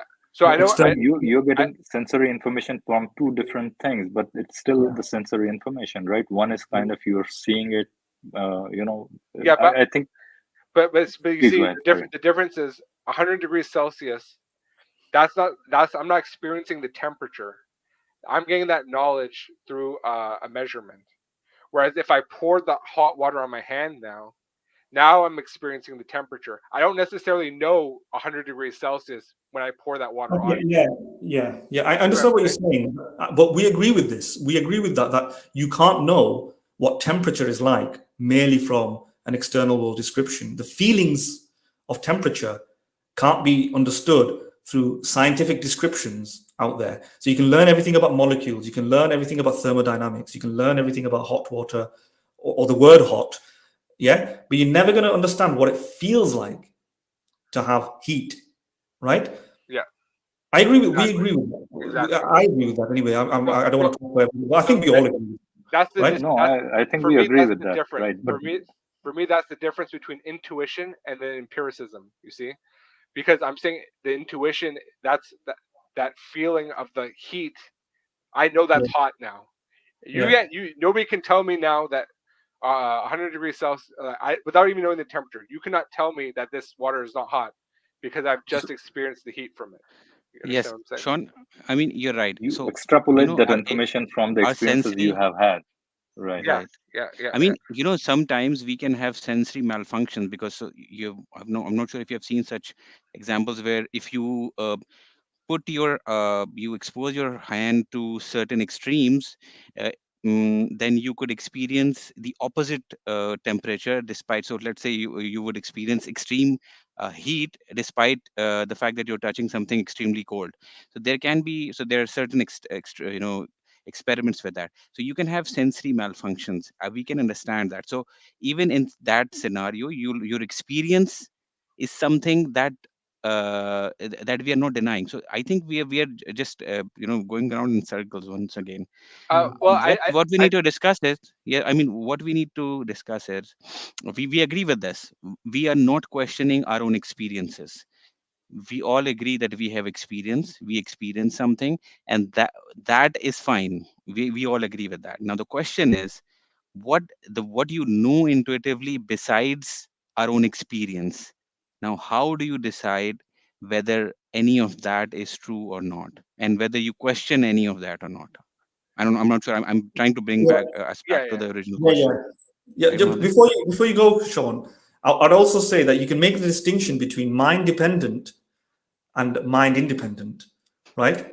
So it could be mind dependent that you have certain Right. experiences like feeling, like heat, taste, smell, and those are mind dependent, right? And then you can have mind independent realities. Now, when it comes to the context of certain other intuitions that you might have, they don't just merely describe your mind dependent state. You're also describing a mind independent state, which is the external world, right? So I might have an experience, for example, when I see something out there, and then it's etched in my memory, this horrific incident, and it just plays on my mind. That is entirely mind dependent, right? But if I now imagine, like, so I might imagine like a nightmare, but if I think that nightmare is mind independent, then I need to have an experience that corroborates it with the external world, right? Just like, for example, I might have a mind dependent experience of imagining a tomato or a banana. But that is just like my smell, the touch, the pain, a phenomena in my mind. But is there a banana in the world? Well, now we're talking about we need another experience in the external world to corroborate it. It's called the correspondence theory of truth. In other words, if we're making the claim now that the banana is more than just a mind-dependent, subjective sort of thing, there has to be some corroborative synthetic observation, or maybe an analytical truth that says the banana actually exists mind independently in the external world. And oh, looky, I might go in the kitchen and find a banana that looked like my mental image, subjective image of the banana. And there you go. Here's the banana type thing. So once we've accepted that we have experiences and we get through mind-dependent subjective experiences, and we have mind-independent experiences. Now we can make the distinction between the objective world, which is mind-independent, and we can make the distinction between that and the subjective world, which is mind-dependent. Pain is somewhat subjective, right? You may say, like smells are subjective, or musical tastes and aesthetic tastes like beauty. These are all mind-dependent. I look at an object and I feel elation inside of me. But then now when I want to say if this something is objectively true, now I need some sort of something more, some sort of corroborative evidence, or some sort of analytical truth like the square triangle, to say, like, if there is a square I know outside of my mind in a mind-independent world, it will also add up to I'll have four sides. Yeah. So this is why now synthetic analytical methodologies are important to establish what might be out there. So now when you have a subjective mind-dependent experience of something, do you not think you will need a mind-independent corroboration through the methodologies I mentioned?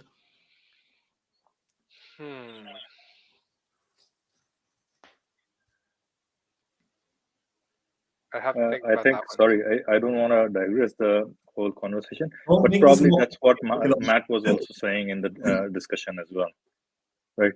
How do you corroborate your intuitions, basically? What you're saying, Madan, I'm just saying that Matt was saying probably the same thing, if I recall the whole debate. Yeah. So let me ask you a question then. Let me answer your question with a question. Okay. So if I make a choice, okay, I have this mouse in front of me and I move it from left to right. Okay. Now I felt like I did that. Now I don't. How could I prove that? How could I demonstrate that I had that choice in the past? Now I've done it. The action has been done. Now it's in the past. How could I demonstrate that I had a choice at that time? Right. So you're getting into the free will debate, right? Yeah. Well, right. And that's a very contentious debate. I don't think we need to go there. I think But the we're thing is gonna that, get into too many yeah, different things. because I'm saying so, that's a part of my intuition, right? That's something that I can't necessarily corroborate in the real world. So so no. Yes. I mean, what I'm saying is, Sean, so instead of going into the question of whether or not free will exists or not, so let's again come back to the original question. So you say that free will is something that you know intuitively, that you have free will. You say that you consider that as an intuitive belief that you have, and you consider that belief as objectively true. So you might have some other beliefs, right? How do you, again, the question is this: how do you what beliefs do you question, and which ones do you which ones you just leave, consider as they are, you just accept them as they are, as do you consider them as presuppositions, right? Yeah. So free will, let's say, is something that you presuppose. Mm-hmm. So Yeah. So are there other beliefs because which you yeah because it's intuitive, I can only determine that subjectively. Yeah. I can't yes demonstrate my free will. Right. I mean So here's the thing. yeah yeah Let me just get at this. So let me just give you an example. Here's two things. You might also have a feeling of, for example, that I've said this to you before. I've probably written it somewhere. You've probably heard it somewhere. You might get a feeling that you're 7 foot tall, right? That is your mind dependent. Remember, we made the distinction between mind dependent experience and mind independent experiences, which is about the external world, right? And you're part of the external world as well. So, as you're part of the external world, now you're making this claim about not just what's in your mind, but you're making a claim about what is in the world beyond just your mind, right? So when you're saying you're 7 foot tall, now you generally would need a corroborating piece of evidence for that. Now you can't get that through analytical thinking alone. Sean is 7 foot is not like an analytical truth or a necessary truth. So so therefore you're gonna need a synthetic observation. You're gonna probably use a measuring tape and then measure yourself. And if you believe that you're 7 foot tall and it shows, in fact, you're 6 foot tall, then you're false. That's one way to substantiate your subjective feeling and then establish whether it actually describes the world accurately. Is there a correspondence? Yeah. So again, this is difference between feeling and your intuition. So I think I remember I mentioned before how I could lose somebody that's close to me and they're dead and I feel sad. Okay, so there's a reality that maybe there's like biochemical reactions in my brain about it. That's fine. But I know that I'm sad. I'm going through that experience. You see? So how could I demonstrate to you that I'm sad? Right. So that's a different point, right? That is an issue about a problem of other minds, right? Yeah. And, but that's precisely what we're talking about, though, right? Because when I'm talking about intuition, that is mind dependent. I'm talking about let me explain why I'm saying this. The reason is you brought up the free will issue. Clearly, there's an intuition that you hold that contradicts maybe observations. And similarly, here you bring up another example of an intuition that contradicts observations, right? Right? Or not contradicted, it's not supported by observation. That's what you think, right? Yeah. The reason so you're just doubling on the same example, which is that there is an experience that you have internally that is not supported or contradicted by external world observations. The reason I brought up the banana example is that in some places we don't do that. Some places, if it does contradict, the external world evidence contradicts our feeling, we change our minds. We go, actually, I was wrong. This is false. Now, my issue is, why aren't you doing that for the other two things? So you're saying this is the difference between a feeling and intuition. Doesn't it sound a little bit arbitrary? Why is one an intuition and one is a feeling? Yeah. Why are they both not feeling? And how do you define the difference? Yeah. So I put it in my definition in that comment where I said there's something that. So if I feel like this is, I don't know how would I describe it. Like, so I said in my definition. Let me see if I can pull it up again. Or do you have it, Philo? That same comment that we were talking about since the beginning. Let me check and just hold on for a second. Yeah. Because basically, I'm saying those strong intuitions are things that couldn't be disproven with Is logic. this the same one? Yeah. Right. So I think you mentioned this earlier in stream, in today's stream as well, that if those intuitions are not falsifiable, you cannot disprove them. Yeah. Then you'd consider them as strong intuitions. Yeah. So it's not feasible to disprove them, right? So like my feeling. Now this is very different. Now, whether something is feasible to be disproven, and whether something is if there is something can be disproven, so that's quite different, right? Because feasible would mean, and then you'll be taking a pragmatic approach, right? So we might not take a certain approach because there's no benefit to it, right? So now the question is this, right? Are you making that distinction? Are you saying that it's feasible to be disproven, or is it cannot be disproven? So my definition for the intuition is something that you can't know logically or scientifically, right? So if I know something that way, that's how I know it to be true. So again, that's why those previous examples, they're tied. The free will or the feeling of the sensation that I'm feeling. Got it. Now, yes. Your example is. Let me just quickly get here, yeah. But the feeling that you are 7 foot tall can also not be known through science, through an observation or an analysis or logic. You know what I mean? You can't know no, that. your height, that's something that can be determined scientifically because you can make So measurements. a deterministic universe So can can your actually be. I'm feelings as saying, well, look, right? I mean, your feeling yeah, of sadness can be, right, as well. So yes. that's where you're defeating your own question, basically, right? How? Say that again. Sorry. See, your feeling, you're saying your sadness, right? It Yes. can't be. It's an intuition, right? I mean, you can't show it to anybody. But if you're feeling sad, that can be just like Madin's example. You can test it if you're not hungry, feeling hungry, or your demeanor is different. These are the external expressions of you being sad, right? And Yeah. that's how you No, no, no. demonstrate it, right? That's how That's not. No, no, that's no. how But I in, Philo, don't, no, in the that's not. psychology. Yeah, Philo, that's no, not. no. What I'm saying is that just like this, the fact I know we kind of disagree of what to say right now, but everybody's got their own point right now. But yeah, what I'm trying to say is that the fact that you're 7 foot tall, you acknowledge that can be contradicted through observation, right? Yeah.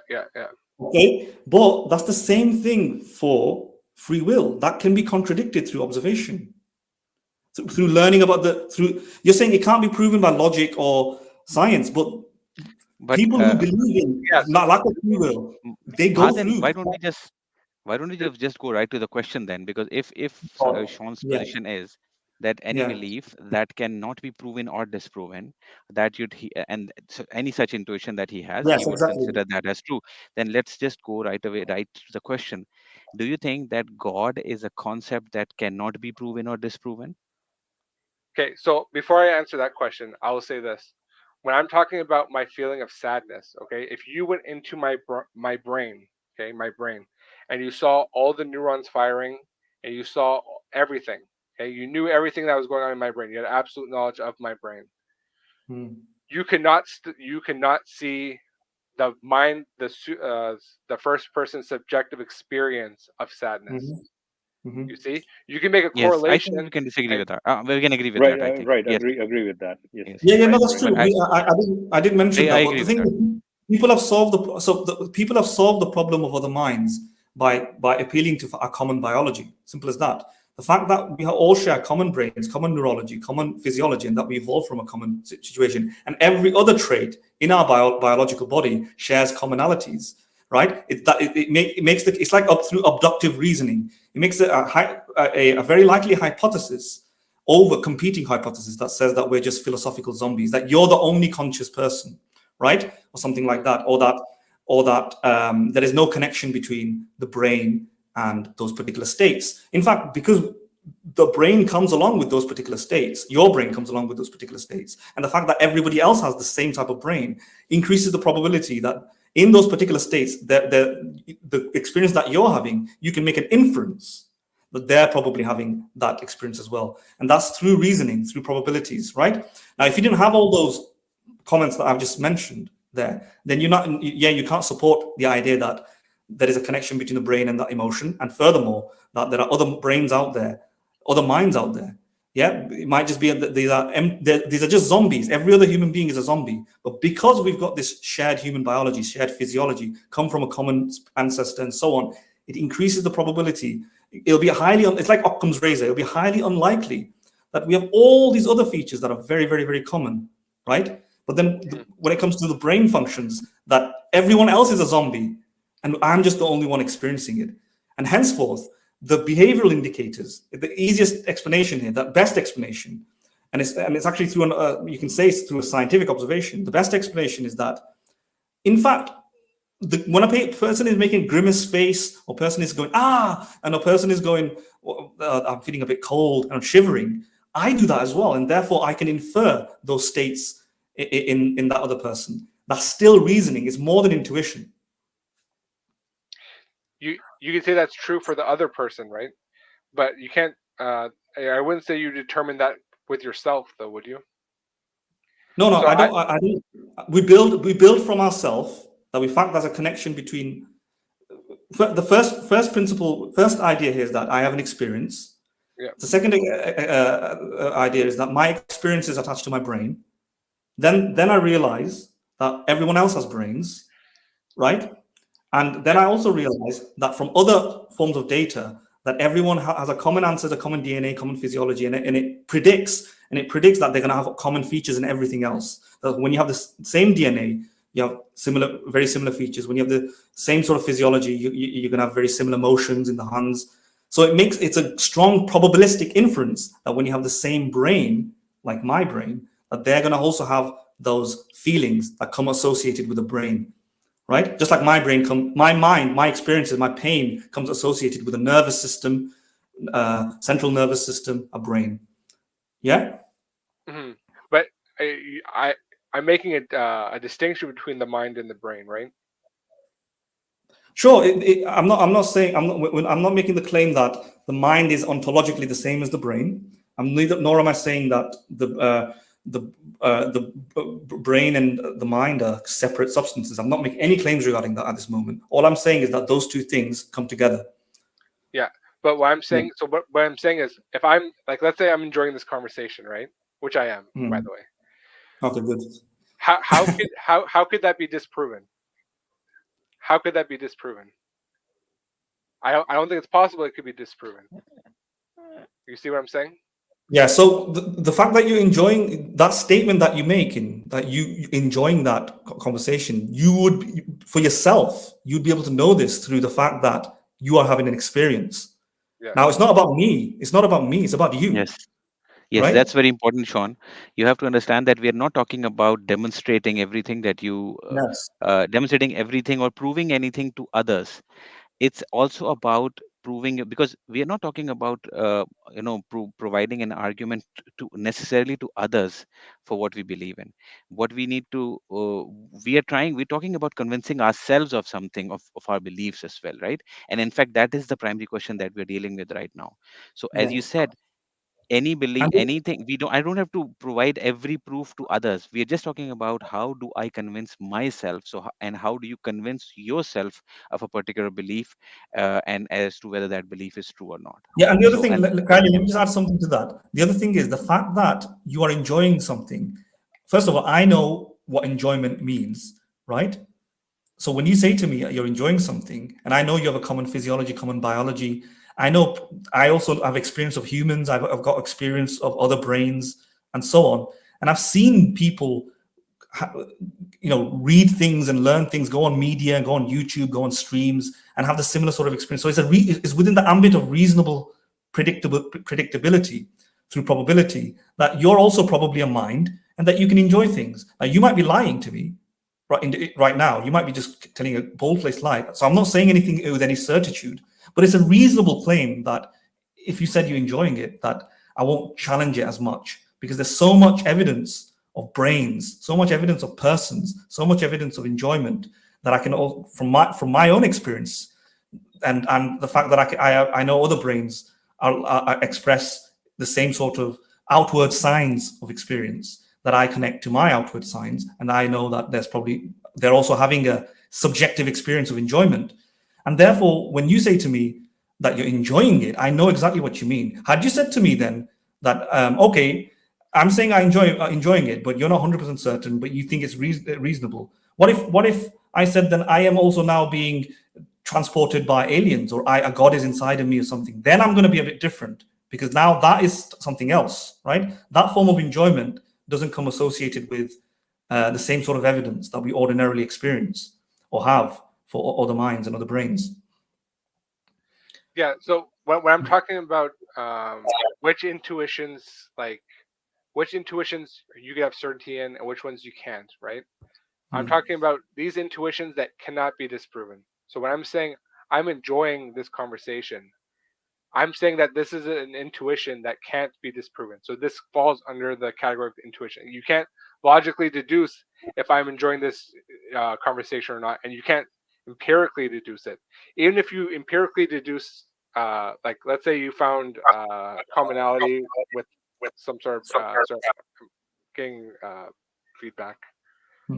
Marvin, feedback from your side. Okay, thank you. What was I saying? Even if you could study the brain, right? You still couldn't get that qualia that of the experience I'm having from this conversation. You see? So Yeah, yes, but that's we the yes, agree Sean, with but that. distinction. Yeah. we agree with that. And I think I'll bring back to you to the same point that we just Be- made. yeah, You don't because have to. We're not talking about proving it to others. Do you need to? Do you need? I mean, to prove it or disprove it to yourself that you're enjoying something? No, right? It's sort of self-evident to you. You're experiencing it. yeah, So but so you were it's I think you were specifically were asking me how do I know which intuition is No, I think this is getting a bit something wrong here. I think we're going in the wrong direction. You may need to prove it to others depending on what's going on. Of course. For example, in if you murder somebody, we need to prove your mental state. So it depends. Yes. Right? yeah. But So when we were yeah. talking earlier about It's just how relevant. do The you fact know that which you intuitions you can hold to be truly like absolutely true, and I'll which tell you, intuitions I don't have enough information on you to know whether or not you're lying right now about your enjoyment of this. But if had I I'm known saying you, you couldn't get that information.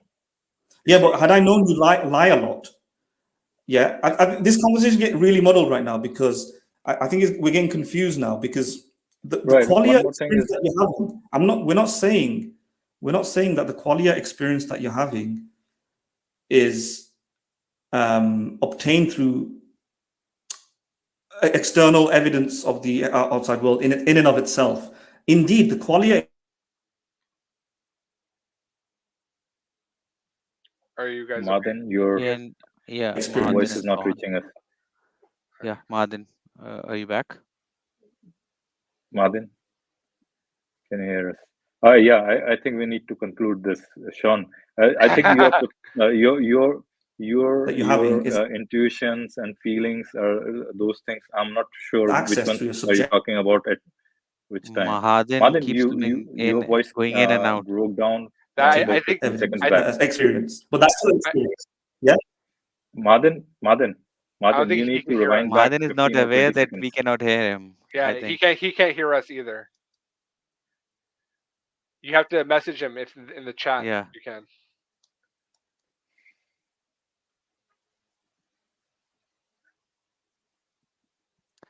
Yes. So, Philo, it's we are hitting the 2 hour mark. What do you think? Yeah, I think Sean, I think we are stuck at this thing. And Yeah, to be quite yeah. honest, I'm seeing that you're mixing feelings versus intuitions versus innate intuitions. I'm not quite sure. I think last example that you were talking about was pretty much it seemed to me was more than feelings rather than like certain intuitions. But Yeah. you can clarify if you want, please. Well, you know what? How about this? I could send you guys a video because I know you guys like to review certain videos. I could send you guys a video of basically what I've been talking about by somebody who knows more than me. So maybe if I'm making mistakes during this discussion, it would be resolved. I could send you like a Madan, two. Who's who's Yeah. can you muting hear it? us? Yeah. Yes, Yes, I'm here. Mahadan. Welcome back. Yeah. What happened? I just felt like I think you became mute about like a minute back or so, Yeah, just when you started. you were cutting out, and then I don't think you could hear us either. oh, I see. Yeah. But yeah, we basically we decided to move on. I don't know. Are you guys gonna end the stream, or do you guys want to keep going with something else then? Uh, uh, Up to you guys, Martin. What do you think? Maybe 10-15 minutes Oh, more, or shall you we just decided end it here? I this. think we've been going in circles for Yeah. a Yeah. bit now. Um, I think the definition of intuition's got a bit muddled there, and it's get. Yes. I Yeah. think there's So a Madin, what I'll do is I'll send you guys a link to a yeah. talk basically, and you guys could see from somebody who knows better than I do, and maybe you could Okay. understand what I'm trying to say better from them. I'll send you guys a video, and if you guys Okay. want a review of it, that'd be really cool. Okay. If you guys have a few minutes, I would like to hear what your issues are with the contingency argument before we Okay. take off. Yeah. Yeah. Does anyone want to go first? Kylie, do you want to go first because you like the argument? Yeah. Right. Yeah. I'll I just like the pose. argument. Yeah. Go ahead. Yeah. I mean, yeah, Philo, you can go ahead though. But first, I'd like to ask Sean, what do you understand by the contingency argument?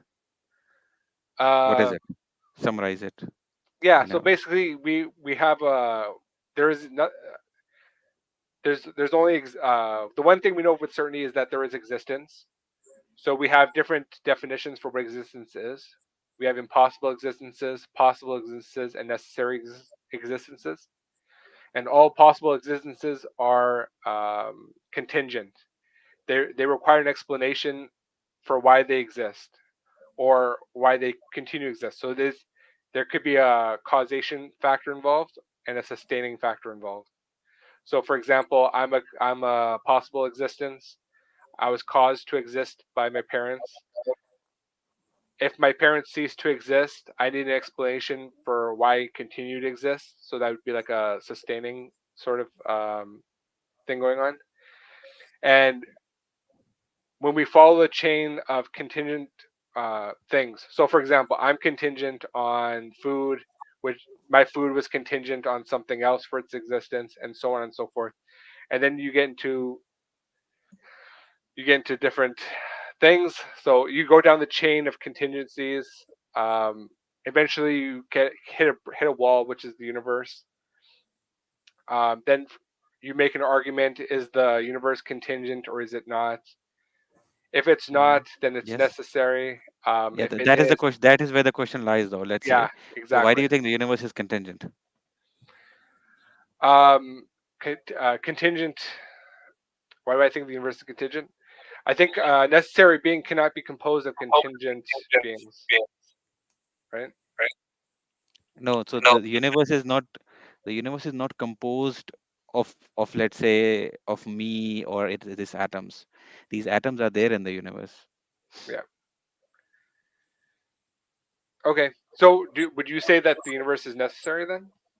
The ultimate. So let's say so the universe that we live in, as in the universe as we know it, the that started, let's say, 14 billion years ago. We don't necessarily know that that is the universe that is the primary. I'm just so I there are think what multiple ways Payali to go means is about it. Okay, so I'm Yeah. just going That's about one way. So one way to go about it is maybe there is a universe behind it that isn't made up of contingent things. So that is the cause of this universe, and that, let's say, there's an ultimate universe which is the cause of this. But the right. question lies. The I'm question just is, gonna why add would you one point. consider that ultimate, the first cause, as God? How do you know that? Why would I'm you saying call the first cause as just say God? cosmos, because basically when you say universe, the general understanding is Yeah, known universe. So when the you known say universe. cosmos, it Cosmos, encompasses yeah, yeah, universe and everything in it. exactly. yeah. So how do you know whether that's contingent or Yes, it exactly, is necessary? That's the question, exactly. basically. We Yeah. don't So know anything about that cosmos, right? yeah. So what we would say is outside of the like the visible universe, you don't really know what's going on. Yeah, So you exactly. have to. Yeah, So you would have to say, okay. So for the universe that we're in right now, the quantum fields that are here are those like that? What do I mean by the universe? I'm talking about space and time, and I'm talking about quantum fields. Okay, yeah. that's me But that is personally. about That's this what I'm talking. universe. Yes. So Okay. I would say that this universe has to be a possible one because, for example, the Earth is at a certain distance from the sun. Now it could have been an inch further or an inch closer, so that it That's fine exists in the tuning argument. possible Are you state. getting it? Fine tuning? No, Pardon me? no, no, no. No, no, I I'm think saying he's just no, no. He's it, he's making the contingency argument, but he's posing it in a way that it might seem that it's fine tuning argument, but it's not. So he's yeah, saying, All right.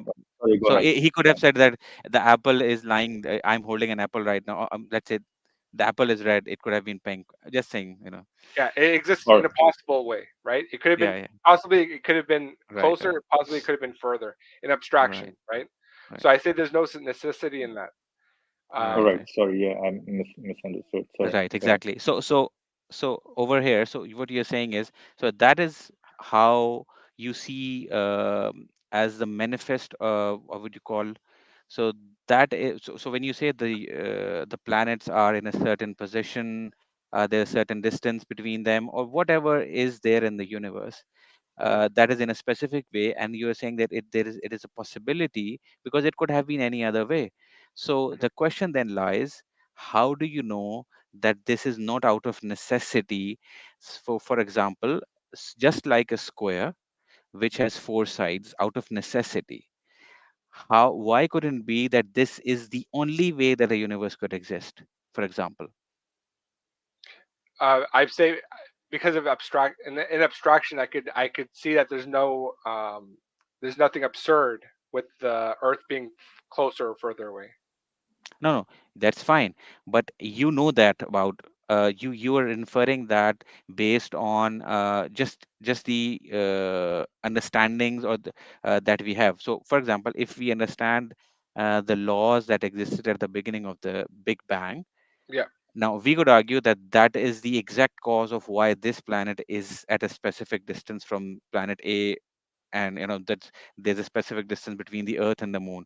So we could go back the chain of all those causes, and we could arrive at the Big Bang, and we could you can follow back that chain.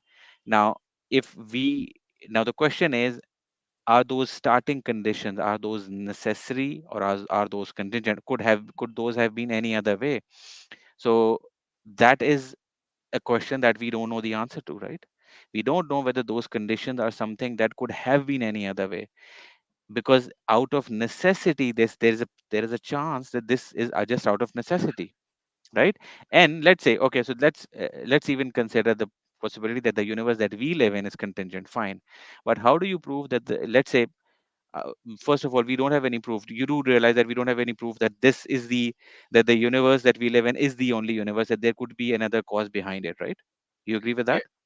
yeah, but I also see that a lot of physicists will say that mathematically it's plausible that there could be other universes, right? So Exactly. So they that's talk about the yeah, multiverse generator, exactly. right? Yeah. So So there could be but then that infinite multiverses. that implies that the universe is a possible existence. So don't you Yeah, think? yeah.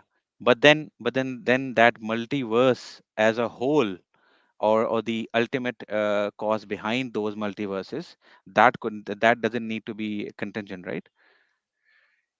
Yeah. So let me put it this way. So like if I have, let's say my body is the cosmos, okay, and each one of Right. my fingers is a universe, okay. Now these universes are a part of me. No, no, no. But that's not what I'm saying, though. I'm not saying Go that the ahead. cosmos, that the ultimate, the first cause is made up of all these multiverse, or all these universes. I'm Okay. saying that that could be the cause of all these universes, Okay. and we don't know anything about it. Maybe it Well, doesn't have any. It maybe it's immaterial. It is timeless and it's spaceless. yeah, that's fine. But Yeah. what we could determine is if it's a possible existence or if it's a necessary existence, right? It would have to exist in some way, It right? would have to exist, yes, but Yeah. we have no way to know whether. I mean, it's just a what you call an impersonal, blind cause, mm, Yeah. like any other cause that exists in this universe, but just immaterial, timeless, and spaceless. Or is it God? We have no way to know that, right? Yeah. So the very next thing we don't know, right? But what we can say is, okay, Hmm. it's either possible or necessary. If it's possible, then it needs an explanation for why it exists, right? So then Yeah, it's but if the it's an but if it's explanation. necessary, if it's If it's necessary, then necessary, then that's fine. yeah. Then So we then don't know the that, right? yeah, we it's don't fine. we don't But we don't have any way to know whether it's necessary or not, right? So so then when are you then are you conceding that there's a necessary existence or Yeah, yeah, I personally am fine with the necessary existence. I say okay, that yes, there could be a necessary existence. I personally believe that there there might be a necessary existence. okay, good. So yeah, So So the but so that question is necessary what that existence, necessary the existence necessary is basically. existence, yeah, the What? question is the nature of that necessary existence. We don't know about that, and whether that necessary existence is God or not. That's not clear at all. okay, no, so I would so then from there, okay, because I know I kind of got the hint the last time we had a conversation that you guys want a good argument that gives you kind of like all of the attributes of God, but I could give you some of the attributes of God, and so one of them would be it has to have um, at least a certain amount of power because it's sustaining everything that exists now, Yeah, right? Because everything's it can dependent be on all it. powerful. The Yeah, first, the necessary existence can be all powerful, It and doesn't yet need not to be be all God. powerful. It Doesn't could need be. does Sufficiently powerful is also enough. yeah, But let's say sufficiently it's Not powerful. even. let's See, say it's all powerful. I'll tell you why. I'll tell you why. Just a moment. Just I'll tell wait, you wait, why. wait. Philip, before you tell us why, let me tell Hmm? you. Oh, I okay. know. Great. Let me tell you why. Yeah, Oh, yeah. all right. Go ahead. This is just a random example. I know everybody hates me now, but yeah, maybe it can be like a spider that creates a web. Yeah, Exactly. That's what I'm saying. I mean, it could be very minuscule. yeah, And why I was going to give an example basically here is that it is at least hypothesized that the universe has almost close to zero sum energy because of the particles and antiparticles, right? Because they annihilate each other, and at the time of Big Bang they separated, and that's why the total sum of energy is close to zero, pretty much, right? that's So fine to with me create because I something believe like, huh?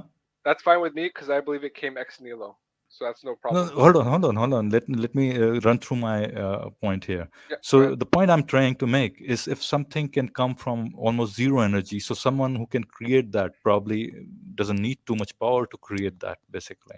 And so someone saying that you need an all-powerful, omnipotent, and all those kind of God, I don't think so. You even require at least if their case is that this universe is being brought into existence, they don't need all much that powerful. It could be, as Martin said, it could be an ant, pretty much, bringing about the whole universe, right?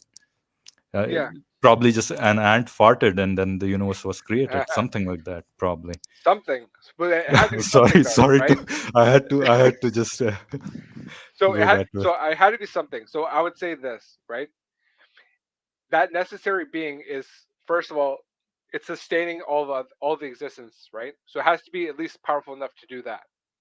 Okay, and then it had to make it. It had to determine it to be one way as opposed to another way. You see, otherwise, all these possible existences would actually be necessary. Right, right.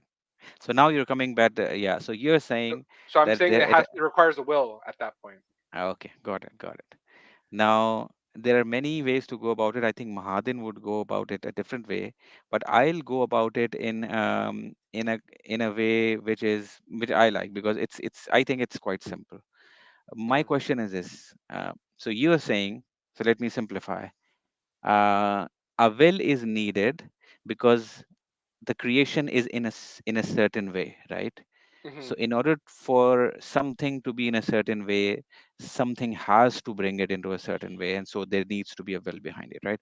So in a way, we call it the unspecified specifier. So the one that gives specifications to the creation, that we call it, right? Hmm. So what you have to then, by definition, you have to understand that a necessary existence itself cannot have any specification, right? It can itself not have any attribute which could have been any other way, right? Okay. Do you Yeah, understand that? Do its you agree with attributes that? would be necessary. Yeah, yeah. Its His attributes would be attributes needs to be necessary, yeah, and there can be no other way. For we cannot say that, okay, so if it is this way, well, there's a possibility that it could have been any other way, right? yeah. So my question is this: is your God definitely that way? So I'm going to question it that way. Other people go it the other way, but I'm just going to ask you this way. So is your God, the God that you believe in, is that God, are all of his attributes necessary, as in there is no other possible way that it could have been? In reality, it couldn't be any other way. Okay. So is your God good? Yeah. He have been an evil God? Could it be an evil god? Yeah. In reality, no. No, no, no. We're not talking about reality. We're talking about necessity. You claim that he should be everything that is as one way, out of all the possibilities, has to be a contingent being. Then your God, the God you believe in, by your own logic, has to be a contingent being because he is good as opposed to being evil or bad. so, so hang on, let me think about that for a second. See, Because I know what he's you're saying saying. contingent on being good, basically, is the problem, right? Yeah. That's Yeah, what is So, yeah. actually He has raising. a specification, right? yeah, because I know what you're saying. Because then a lot of people go into divine simplicity from here, right? I know. But then you Yeah. have to, the divine simplicity is a very specific way of going around this question. But then I'll ask you then Yeah. I'll ask you other I questions about it. yeah, I don't affirm it. I know the problems with Yeah, divine simplicity. I definitely don't because affirm that that. is not the normal view that Muslims hold. Yeah, yeah, yeah. But So, we can discuss it. But then I'll have other questions. So I would say that if that is its attribute, then it had to be that way. So you're saying in abstraction could it have been evil, right? Yeah, I mean, But I'm saying out of all the possibilities, so you're saying that your God is God. I'm saying that why is that then? If he could have been evil, that is a possibility, and he is not, then it's a contingent being. Then yeah, there should be a being which is behind that God. Then at least you have to agree with that. If we go by your logic, so here's the thing though. What I would say is this is outside the scope of the contingency argument, right? Because unless it's you're going not. to the no, it's not. It's not. It's not. You It's say still, we're still running it's the your we're still argument basically. yeah, we're using your argument. We are using your line of argumentation. We are saying that anything which has a specific characteristic, which could have been any other way, is by definition a contingent being. We tested your God on that definition. It Yeah, seems to be a contingent entity, but that is not your belief. You believe that your God is the necessary being, but it doesn't I know, fulfill your own definition. So but then it's you cannot just say that it is beyond the contingency argument. You have to define how it is. You can explain how it is beyond, maybe if you can attempt that, but you can just say it, right? It's I know what you're getting at. So this is what I would say though. The reason why I say it's beyond the argument is because right now you're the contingency argument is basically trying to prove a necessary being, right? And then phase two it determines if that being has a will or not. But yes, then the other attributes of it that's outside the scope. So yes. I would say so I you have see heard that approach. Yeah, sorry, Yashon, go ahead. yeah. So then when I'm saying God exists with the attribute of goodness, right? That's necessary, but it's not because I didn't determine that because of the from the argument itself. You see, so I think the problem is this argument it takes you to a deistic type of God, right? The argument from contingency, if you accept it, then you have to accept that your God is without any specification, and then Right. it's just a will, and it has no specification. It's not good or bad. It has no wisdom, and it doesn't have any knowledge as well. We can argue that lane as well. So Mhm. that is how I try to highlight the problems with the contingency argument. I like that argument personally. I would say that it's a very good argument, but Yeah, I use that argument to disprove the religious God. I see what you're saying, but I think there's an issue here because again this the purpose of the argument is just to get you to a necessary being, right, with a will, and Mhm. then that phase Yeah. two determines its He's going Yeah, to will. say I'll tell you the problem with that. additional I arguments, know, right? So, but additional arguments right now you're would using the yeah. argument to disprove the religion itself, right? Yeah, Yeah. So then I yeah. would say because I You could see, because I know what you're saying, but what I'm saying is I could hold from my religion, like because my religion has its own evidences for it, right? So, but I could say that God exists necessarily good, and it couldn't have been good any other way. It couldn't fail to be good. And now we're gonna get into the definition of what is good and what is evil. And I would say that what now, is good Sean, is let me stop you there. yeah, Just interrupting because you can go down that path, but let me clarify why that's a problem. You see, my point is this: if you believe in the contingency argument, then you cannot accept any form of religious god. Why? Because then you have pinned yourself down to this premise, right? That any entity which has any sort of specification cannot be the necessary existence. Now let me tell you the problem with your approach. You are saying that this argument only leads you, and I've heard this approach from many Muslims, but there's a problem. I'm not sure why it's not clear to them. You see, if you're giving yourself that excuse, that okay, that this only leads you to concluding that there's a will and there's a necessary being, and now what about the other attributes? Though you're saying that okay, there are other ways to go about it to prove whether God is good, and that way you'll prove that God is necessarily good. You see, any proof that you'll provide without proving what is the necessity, where lies that necessity that God needs to be good. Remember, if you're going to provide proofs like okay, this is how we experience him, any sort of empirical evidence or even religious evidence, if you're going to prove that your scripture is true, and hence this, let's say you take that approach. I'm guessing that is your approach, that somehow you prove that your scripture is true through empirical evidence or any other evidence, right? Yeah. And then and that, whenever you're going to the scriptural evidence, I would say that it's sort of an empirical evidence, right?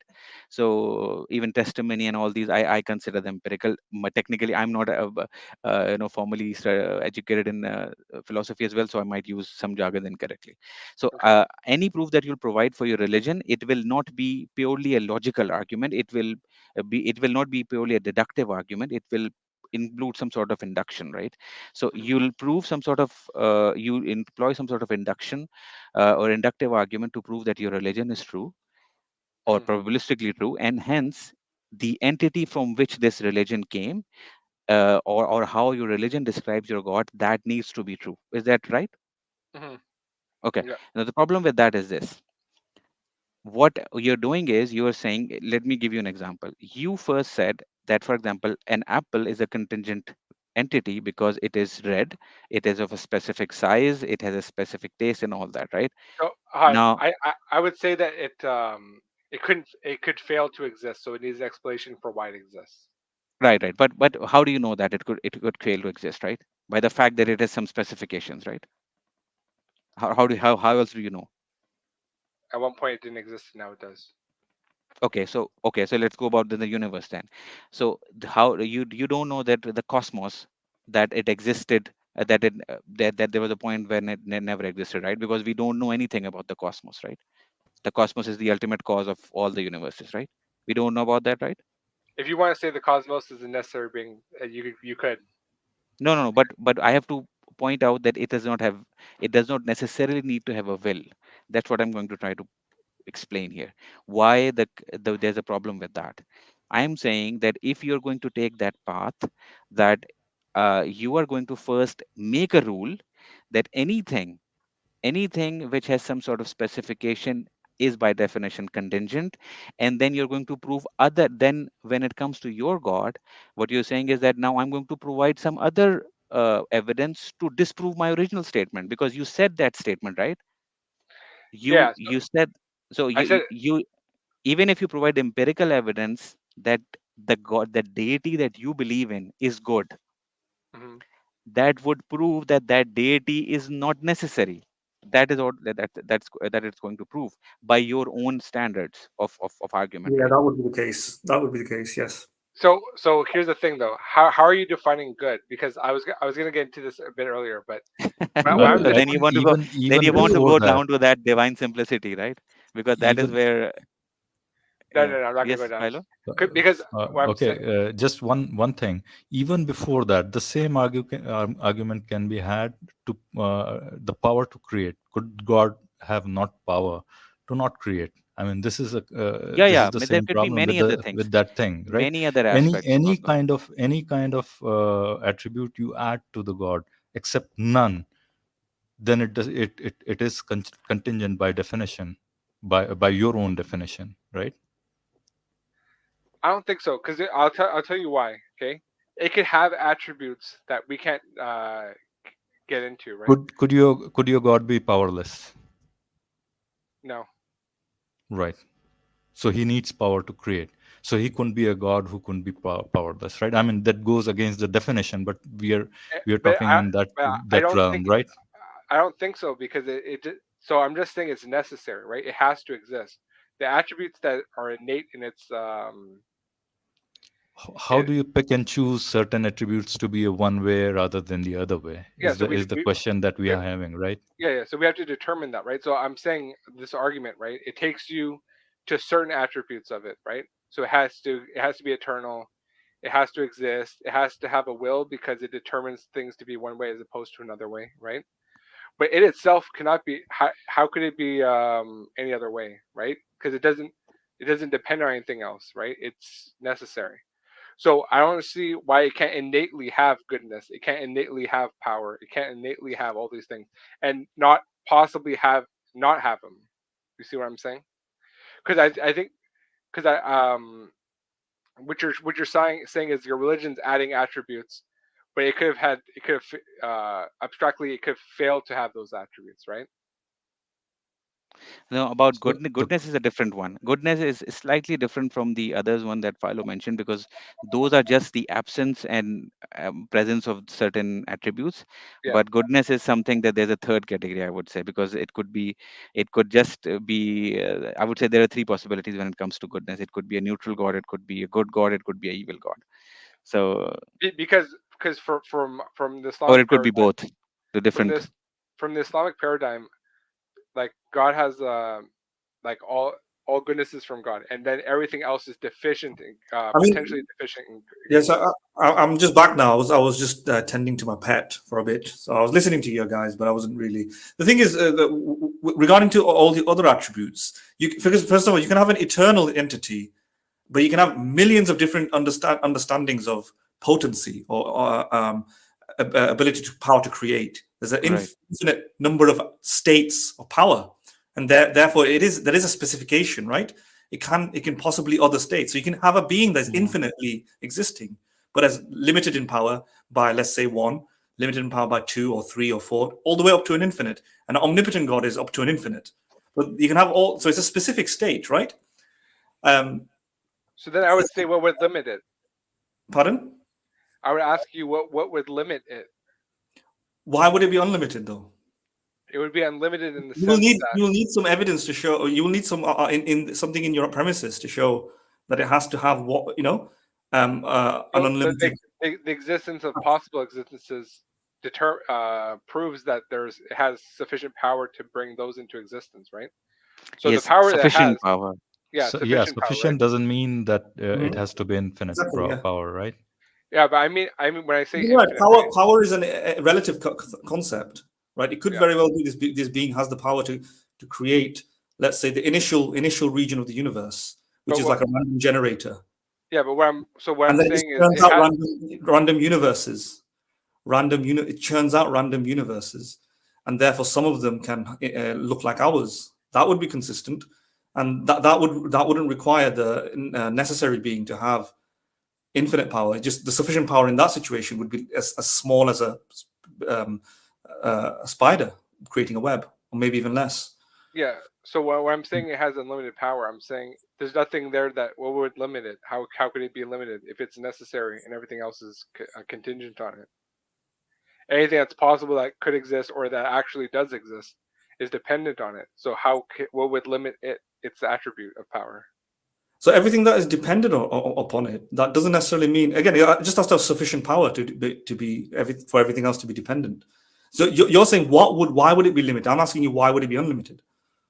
Because if it's there necessarily, it doesn't mean, look, the necessary truth might be anything. Like we talked about necessary truths, right? Like analytical truths, right? There's nothing about it necessarily has to be the case that they are infinite in other attributes. It could just very well be that there's a thing that exists necessarily. Yeah, that's infinite in existence of that thing. The existence is infinite, but why would it have other infinite properties? Why can't a thing just exist infinitely? So I'm just saying that it has that attribute, right? But that's through assertion, right? It's not assertion because it has. So you're saying I'm asserting it has unlimited power, right? But I'm Oh, saying yeah. okay. I'll just be modest and say it has power, okay? But And then so, how would you No, discriminate so type of powers? just to because power clarify, is Sean, defined as Sean, ability to do something, right? do you think God has created unlimited creations, infinite creations? Has God created? What do you mean by unlimited creations? For eternality and for infinite power, Yes, God should have for infinite creations, eternality and right? Infinite an universes, infinite infinite of number of you and infinite of universes. us, pretty much, Yeah. right? And So, why are we unique in sorry, that you guys sense are then? talking Why over are we each other. unique? Sorry, I couldn't hear you. Sorry, Sorry, yeah.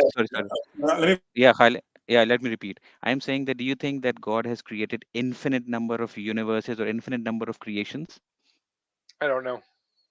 Okay. So if you're not sure about that, so let's say he has created finite number of creations, then on what basis would you claim that he has infinite power? And why So, would he need infinite power for that?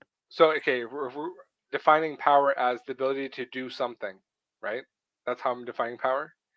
So, if it's necessary and everything else that exists is contingent upon it, then it has, and it does do work, right?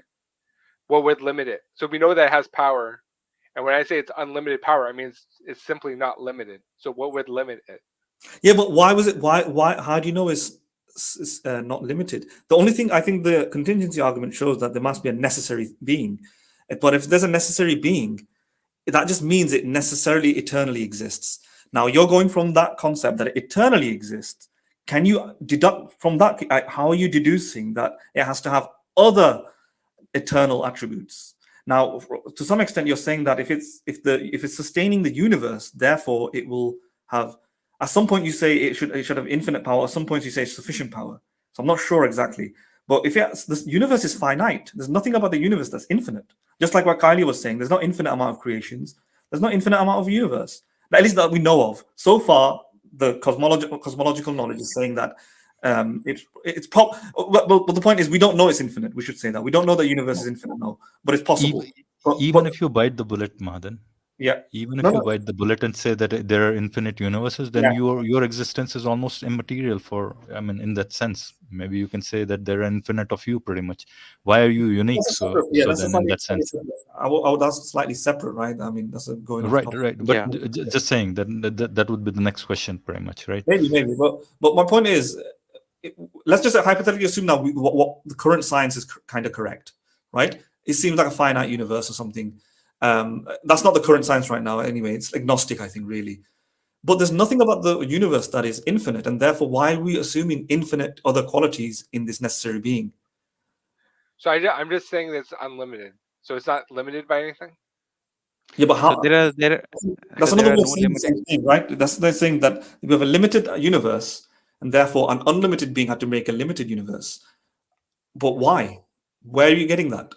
So I'm saying that it required power to do that, right? The Yeah, power, the ability to power do can work. be power So can be I'm not. asking you if it had the power to do that work, what would limit it? How could it be limited? What could limit it? Is Okay, what I'm let me just let me give you an example. If a builder had the power to make something, a structure, what would limit it? It's attributes, right? saying. Just because something has the power to create something doesn't mean it has unlimited power. You're saying it creates something, therefore, what would limit it? Well, there's plenty of things that can create things that are limited. No, So but the difference is that this is a necessary being, right? It's what independent of by everything. necessary? Yeah, by So necessary you mean it exists. It exists on all possible worlds. It's necessary. It's a necessary state. So in that sense, the only thing it achieves is that it exists necessarily. but it's also independent, right? So if it's dependent now, then Yeah, yeah. what could What affect do you it mean such by that it would independent? limit its Independent. What do you attributes? mean by independent? Independent. Yeah. Can I just raise my hand here just for one question? Yeah. Does Yeah. contingency really lead to necessary being or just necessary existence? I would say necessary existence, not a necessary being per se. Yeah, it doesn't. It By doesn't. It doesn't. being We're just by assuming for now being you mean Yeah. a mind. Yeah. By, personal by being, a Right. I mind. mean, Yeah, I mean mind. Okay. existence, right? Okay. Yeah.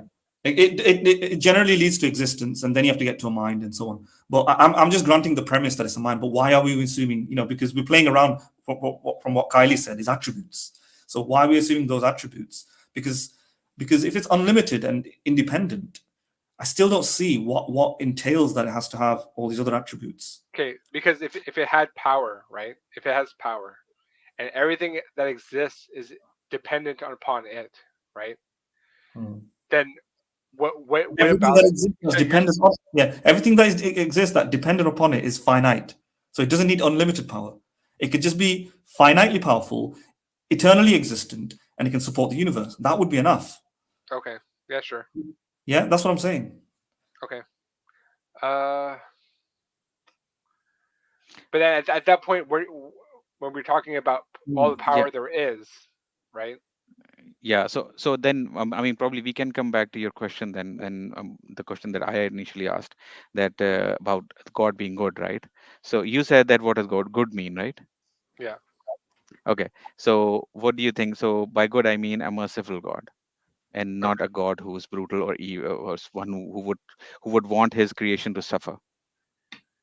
Okay. So why are you saying that suffering is evil? Okay. Suffering for the sake of suffering is evil. And if a god who doesn't bother if he creates creations for the sake of and allows suffering for the sake of suffering and no other reason, then I'd consider that god evil. You might disagree with that, but then you can tell me that it's not your Ali, definition of good. Ali, you don't need to actually go and describe what is evil or Yeah, good. yeah, I mean, You can just say what we typically think is evil through common yeah, sense. but Maybe that's from an I've had ontological. these discussions, and Yeah, there are certain ambiguities when it comes to, so that's why I'm yeah. specifying it. So Sean, so do you think that your god would allow suffering for the sake of suffering? Okay, so so you're using your intuition to determine like the good and evil. No, no, no, no. I don't. Yeah, I'm this is why I saying by wouldn't your go own, down. by your own theology, by your own theology, So by my own your God. theology, whatever God wants to do is good. So if He wanted to Okay. torture us internally, that'd be a good Uh-huh. thing. Aha. So that You is your see? definition of good then. That is Yeah, Daniel's position as well. yeah, So yeah, yeah, yeah. I see it, right. I mean, so yeah, Fine. I think we should have a discussion on this some other Right, time. right. I'm Yeah, I gonna mean, sorry, we Kelly, I'm can. gonna stop. No, no, I'm gonna you're stop fine, at this fine. point. I'll just leave it this, and we can go on this. Yeah, but I think Then I'm pretty sure that's the orthodox opinion in Islam, right? that is not the. I wouldn't say that is the orthodox view, I think No. I because think you. I think Yeah, the we can. God having actual properties of justice and yeah Yeah, Yeah, that is is not yeah. an orthodox He's But position. just. I don't think so. yeah, yeah. Yeah, he is So just. He's loving. He's mm, Rahman. Yeah. He's Rahim. I know. Now there is I know no. all that. That's why it's Yeah, not the case, right? That's why it's not. exactly. So That's why that's what it's I'm not asking the case. you. That, But that that that's why I'm asking you, right? So that is not that should not be your belief then. I know. I'm listen. I'm just giving an example, right? It's basically whatever he wants to do. But No, because but of those other attributes, because of wisdom, because of love, that's not the case, right? exactly. No, no, no. Yeah. But love But is part of that. but So we can go do that discussion later on. But I I'd think say I once think it's again, gonna yeah, spiral out of loving hand is again, part right? of, yeah, loving is a part of that goodness, right? So then the question is, why can't he be a hating God? And that would be the question then, right? Why couldn't he be a hating God? He yeah, could hate his creation, now we're going right? down the rabbit hole, right? Yeah, I mean, it's not a rabbit hole. I mean, I'm pointing out the problem with the contingency argument and I where it would think lead we'll you. run through these But that we arguments can, next exactly, time, we can discuss that right? later on. We'll But that is I think that is one of my major contention with the contingency it's argument. we shouldn't have opened this can of Besides worms, some by the others. way, right? Right. Okay. Just yeah. Let me just say something though. Whatever we describe as evil or good, yeah. mhm, Whether we flip flop the definitions or describe it differently, God will have a specific moral nature, right? Right, right. yeah, That's all that matters. Whether we call evil good or evil or it's all the same, it's arbitrary, right? The point is, God's going to have Mm, one specific type of moral nature over another one. Maybe he just likes to torture people, right? That would be one, or maybe he doesn't. Maybe he's got like a compassionate nature, right? And that bounds him. But that's specific, different to a lack of compassion, right? And if he has a lack of compassion nature, then that's different from a compassionate nature. Whichever one that we call evil or good, or whether they both can be called evil and good, is irrelevant. The point is, there's a specific sort of moral nature, specific set of attribute, other than other attributes, and that's what makes it fall subject to the same principle that the contingency argument tries to argue, which is that it can't have if it has a specific nature, then it's contingent, right? and Sean, remember, oh, sorry, Mohammed, you're done. No, no, that's it. That's it. That's all I wanted to say. And Sean, remember that whatever moral, you know, category you'll put your God into, that will be the basis of your moral, objective morality. That is the religious view, right? So whatever kind of morality your God has, that will be the basis of your objective morality. yeah. So remember that. Keep that in mind. Because if your definition is of good is that whatever God does is good, then that will lead you to some conclusion once again that you'll have to think about, and you'll have to think whether you're ready to stand by those conclusions. Yeah. So, but I just want to reiterate, right? So I gave you the example. If God wanted to do that, then that would be good. But I also affirm that He has wisdom, He has love, and these other things. So that dictates the goodness as well, right? So I'm curious as to why you just separate Those are goodness those from are other those are attributes. some attributes that you'll once again, that makes him another contingent being as well. Okay, Hmm. why is So he a wise God? Why isn't he an unwise yeah. God? So but then I would say all these attributes of His, right? they're grounded in his essence. So That's a claim. Okay, now the whole point of him being necessary is that Kelly, it I think doesn't we're gonna require another spiral yeah. out being. into this No, no, Euthyphro's let's dilemma Sean, again, and so I let's would say give me 2 minutes if you can. So Sean, yes, no. can It's you not. just I complete? know for sure it's gonna spiral out You into think a it, longer it discussion. might be, So I'll have to stop but you yeah. right now here, But Sean, do think about Sean. this. I'll have to do that for you as Yeah, well. do think about this because there are some problems with what you're saying. Okay, You're attributing, you're adding some attributes to your God, which need not we need which are not necessary. You have to understand that these are not, you cannot explain them away as necessary, because if you're going to attach arbitrary or certain attributes to God based on your own choice, then we can add certain attributes to our universe, which we can declare as necessary as well, right? So the universe's structure, we can declare that as necessary. Okay, and then you can say okay, I mean, then you'll not have any other way to deal with us, right? So then you'll not be able to exclude the universe as a possible primary necessary existence as well. Okay, so note that as well, yeah, but but we'll discuss that. I'm also not shy to say, okay, if somebody doesn't want to disagree about the universe being a necessary being, I'll tell them like, okay, yeah, sure, no problem. You could hold that the universe is a necessary being, but now you're a deist. You can't call yourself an atheist anymore. Necessary No, no, existence, no. The not necessary being. existence doesn't mean God or a deity, right? I It just means a universe. So universe can be a dead entity, right? Yeah, Just like but our universe. So but that that's what doesn't we're mean talking about, right? Because like if okay, when we talk about minimal definition for God, right? Because what are we talking about? We're talking about something that exists, that necessarily exists, that brings about other things into existence. Hmm. Like no. That's not enough. That's not enough for God. I'm sorry to say, but that Of course not. won't be enough. Yeah, That won't be a sufficient not, definition not. for God. In But that we physics, need to stop cosmology, here. in no, physics and cosmology, there are multiple. Philo might know more than I do in this. Multiple cosmological models that are necessarily true. They're like they necessarily exist. Basically, they're eternal models, right? So that would Yeah, mean if all that was required, that's it causes yeah, something, is dependent upon something. The universe, the rest of the universe is dependent upon it, and then right, that then exists eternally. Then that would be God. We would be saying right. what all these cosmologists, what they're doing with the equations when it comes with particles and things that exist on very very fundamental levels.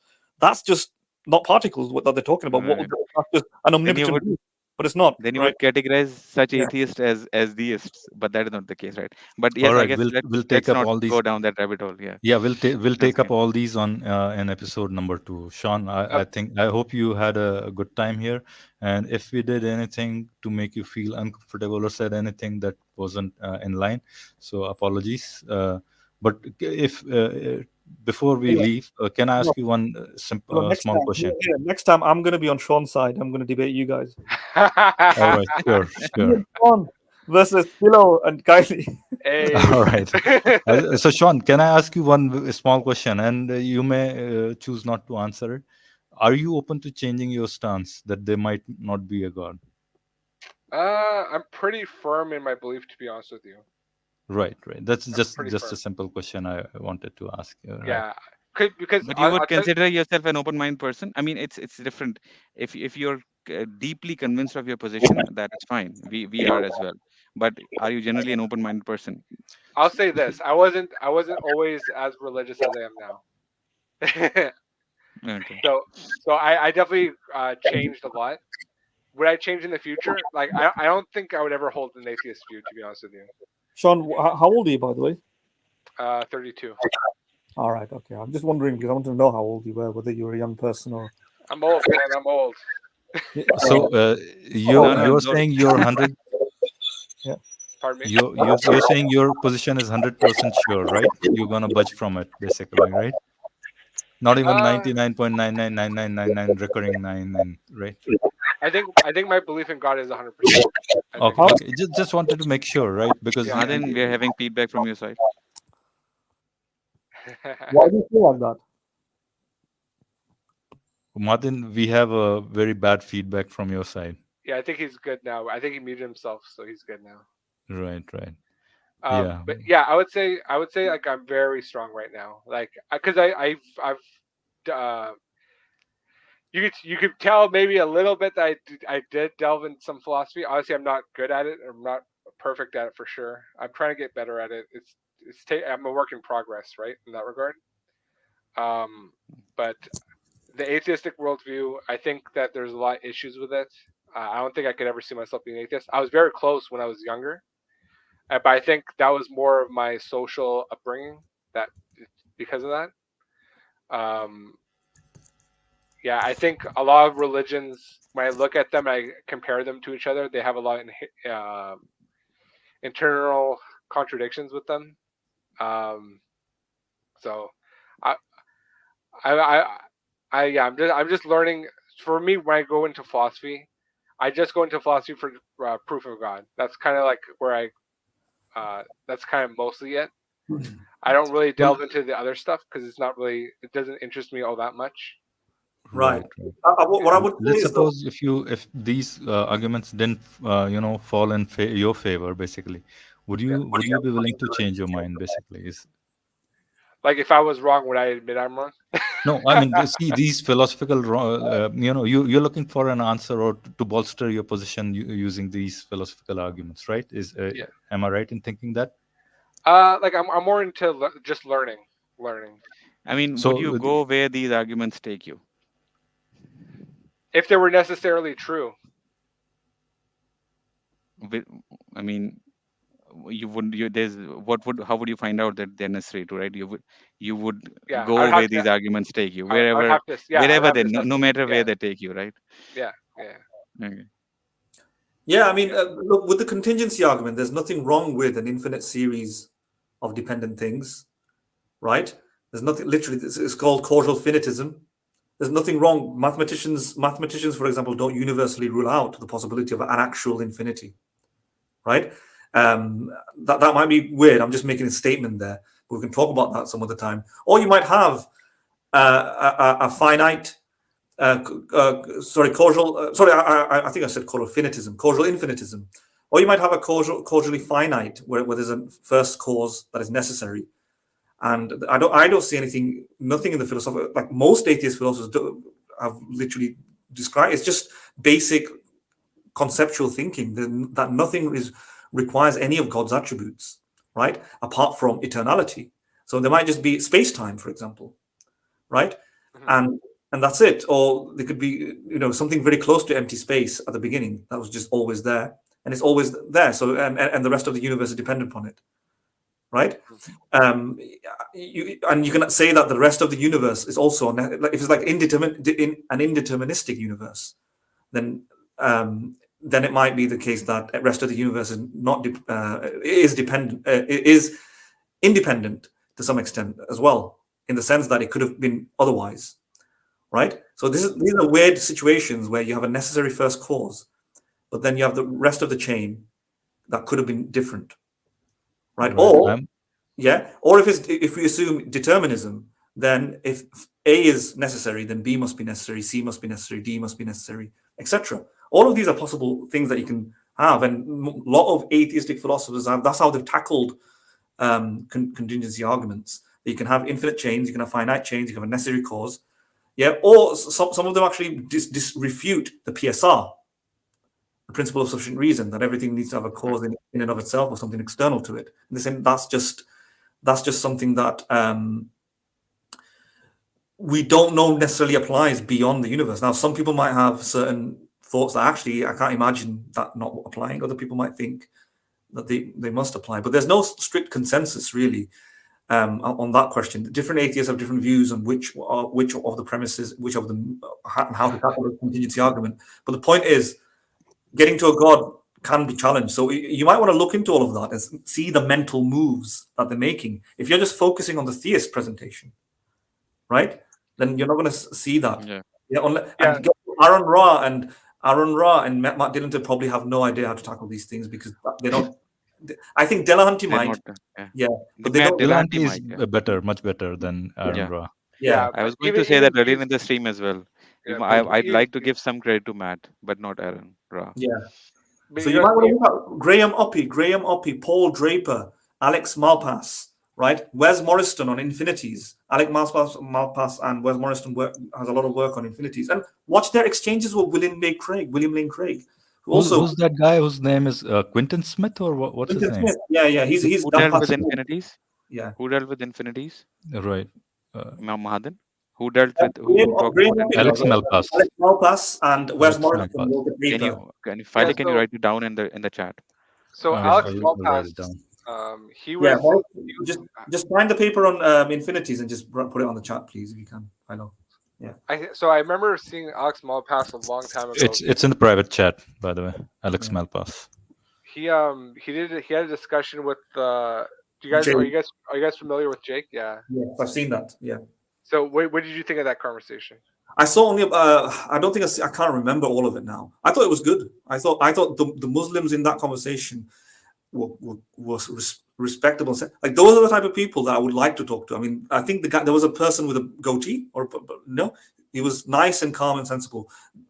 These are people who seem at least on the outwardly speaking, they seem genuinely interested in the truth. I don't believe, for example, Muhammad Hijab or Daniel Hakiki are genuinely interested. They seem like they've already concluded that there is a God. Because there's a few, Agree. But Sean is in the same camp, by the way, right? So maybe yeah, I don't know, So but the thing about hijab and like Daniel, so I think with the thing with them is Muhammad Hijab. He basically wants to be like a freedom fighter. Like he wants to be like the Muslim version Jihadi? of Martin Luther King or something like that, right? Because he's speaking out against people and he wants to be like, I'm the strong face of Islam. I won't budge. You know, yeah, I'm not taking this colonialism anymore. Like, we're sick of this and we're standing up and we have like good arguments. And, and then Daniel on his hand, he basically seeing, he's looking at the world and seeing it kind of dissolving, right? He Because has a he, very polarized or a yeah, dichotomous view of the world. He just yeah, sees it absolutely, Islam absolutely. versus West. Yeah, That is yeah, what his entire, I don't know, approach is towards yeah. religion. Even for some reason, he sees his religion versus the West for some reason. I don't think that's the correct approach towards anyone's religion. Right? Religion should be true in itself. It shouldn't be true as compared to uh, another human, and I mean apparently a human made ideology, or you know that should there should be no comparison between the claim of something that has come from God and something that is human made. So I don't know why he takes that approach, and he is very, I'm sorry to say, I'm not sure if you agree with that or not, but he is very dismissive of anything that has been done, or any atrocities that has been committed by the Islamic side. I'm not sorry, I'm not arguing right now that Islam is the reason for that, or only Islam has done that. No, what I'm saying is that he is very dismissive of those, of anything wrong that has been committed by Muslims, but he just wants to focus on what has been done by wrong by the West. You can focus on that, but it should be focused on independently of the discussion of religion. Then you Yeah, should say my religion is right for this and this reason, and also I disagree with the West. Fine, I think I would be able to give him that argument, at least to some extent. We could argue that, but not in the way that he approaches this topic of Islam versus the West. yeah. The way he thinks, he goes on the trajectory, right? So Yeah, he'll say like, "This is where we're at now. This is where this way of thinking is going to take us," and that's why he gets to like everybody's yeah, going to be in a the pod, slippery right? slope argument. Yeah, Yeah, he always does that. And to be honest with you, I think a lot of people, and I know definitely a lot of atheists don't find that way of specifically his kind of like future prediction of what the world's going to be like. But to be honest with you, I think there is merit in it, and you can see it today, like in society today, where people are actively modifying their bodies. They're using hormones, they're doing surgeries. Like when you're holding a cell phone, you're essentially this is like the first step of a cyborg, right? Is having a cell phone on hand. You can access things remotely, and obviously, technology is going to take us that way. Do I think like he's very doom and gloom in that regard? I'm more optimistic than he is when it comes to that sort of thing. So, but yeah, I can see why you guys might not like it, but you know what? The problem is when you're in a society where a worldview is being super dominant over yours, that's a tough position to be in. And there's a lot of guys that are really soft and like I don't want to say meek, but they're very soft and gentle. Can I say It, something? it yeah, You seem like the most friendly Salafist, person. Right. yeah, I was going to say that, but I just stopped Yeah. short of that, by the way. No, I yeah, just speak my mind. I don't care. But yeah, but And I bro, mean, at yeah, the end of the day, we do believe in goodness, right? Like we still want good for people. We Like we're gonna have a conversation about goodness, a whole conversation in episode 2, right?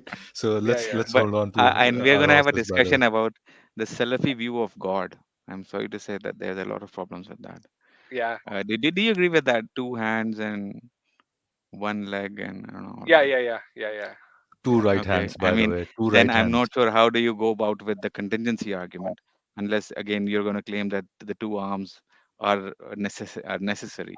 So I mean, okay, but I'm not sure if that is how you look at it, but I mean, we Yeah, can I would just discuss say it it's necessary in its essence. So again. there's Yeah, nothing another outside of it that assertion. So that's yeah, We could say that about our universe as well. So at the yeah, cosmos as well. So but yeah, I mean, okay, but we'll discuss that, but because if yeah, you yeah. do believe that, then there's a problem with the contingency. There's a further problem with contingency argument, at least if when you're presenting it. But we'll go about that, discuss it in detail.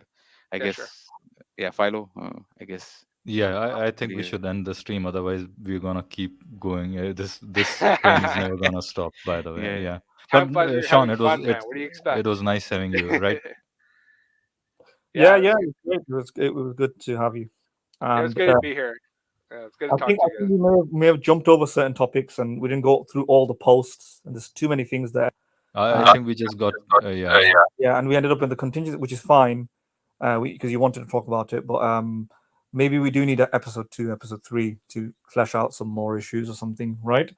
And yeah, keep up the good spirit. Like at least you're talking to us in a manner that seems willing to Right. engage with intellectual thought too. Yeah, Yeah, and like and a lot from of my people. perspective, I'm just a work in progress, right? Like I'm still learning a lot. So like some of yeah, this stuff, we all are. yeah, like I'm still like learning all this stuff. Like again, I'm not. I took an intro in philosophy like freaking 10 years ago.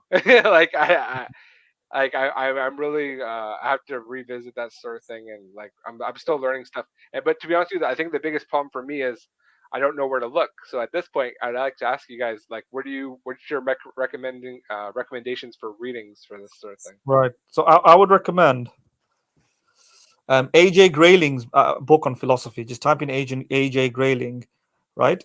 And he Okay. gives like an overview of general philosophy, philosophical general problems with philosophy. For morality, I would recommend, if you want like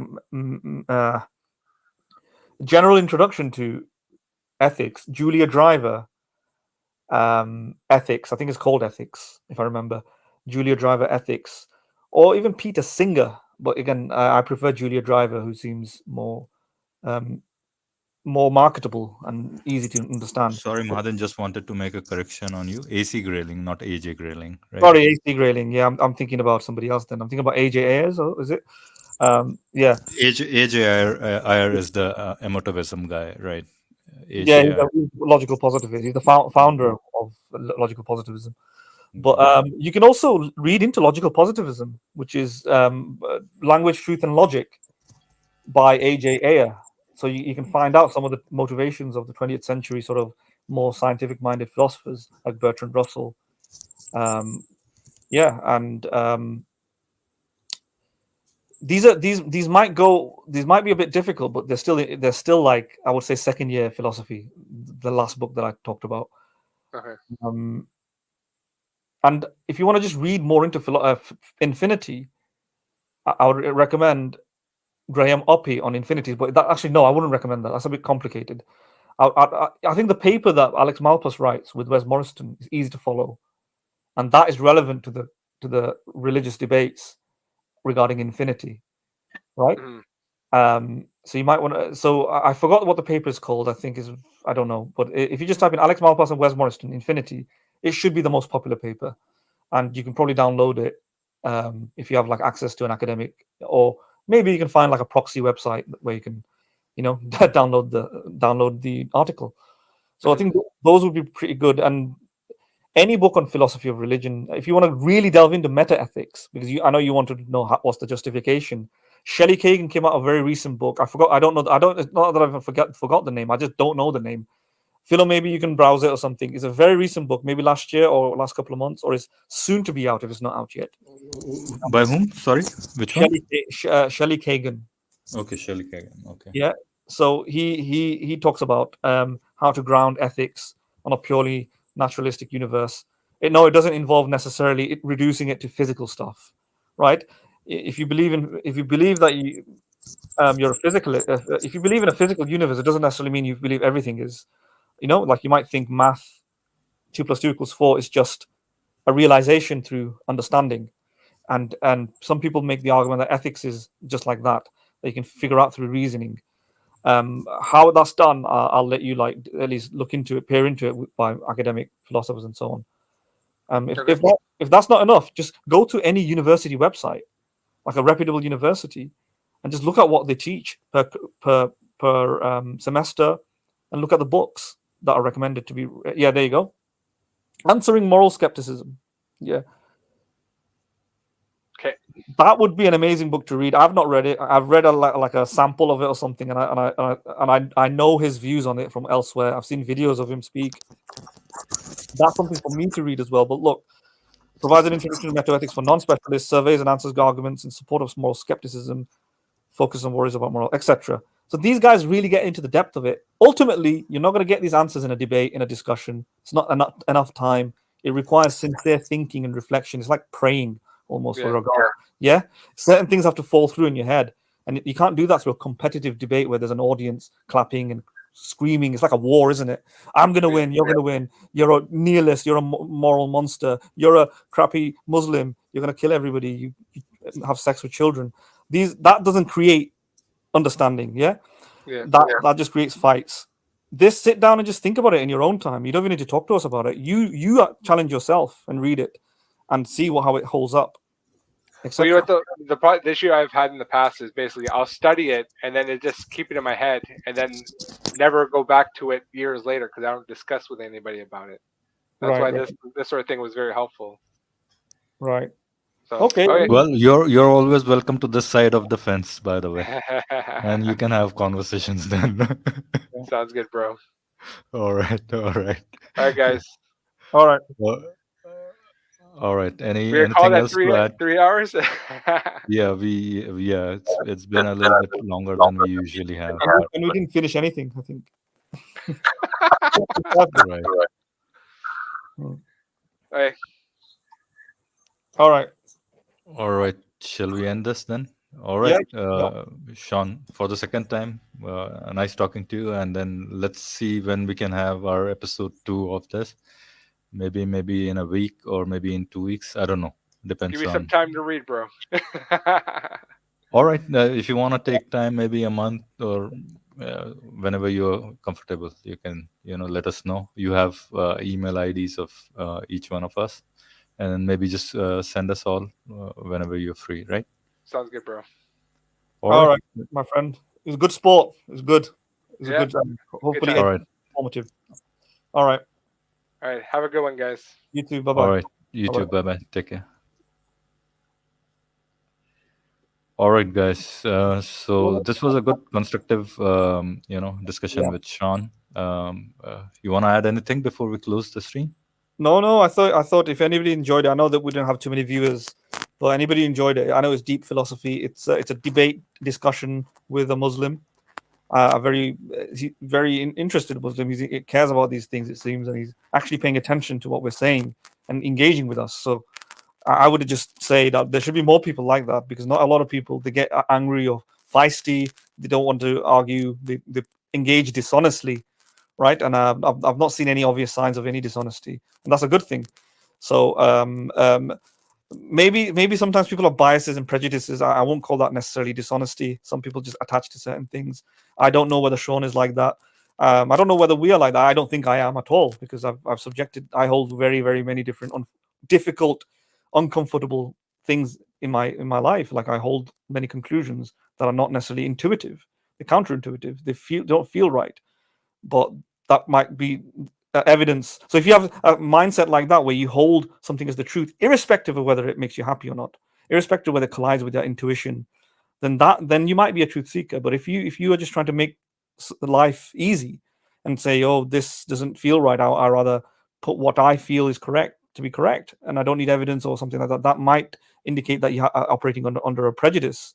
Not to say Sean is necessarily dishonest, but it could be that people have unchecked biases and so on. We don't know. But I do think the argument from intuition might be something like that, that it gives you a satisfying answer. So without defaming Sean or anything like that, without saying that he's palpably engaging like this in a wrong way, I think he might sincerely just think his strong feelings about like a morality is real, free will is real, because it's disruptive, isn't it? Once you accept the idea free will doesn't exist, it's psychologically unsatisfying, right? So somebody like that might want to say, you know what, I think this is just a truth, and he may genuinely believe it, but doesn't realize it's a prejudice. It's something that he's not fully, and that might be my assessment of Sean. That might be the underlying reasons, and we can further talk about it respectfully. But other than that, yeah, I've got nothing further to say.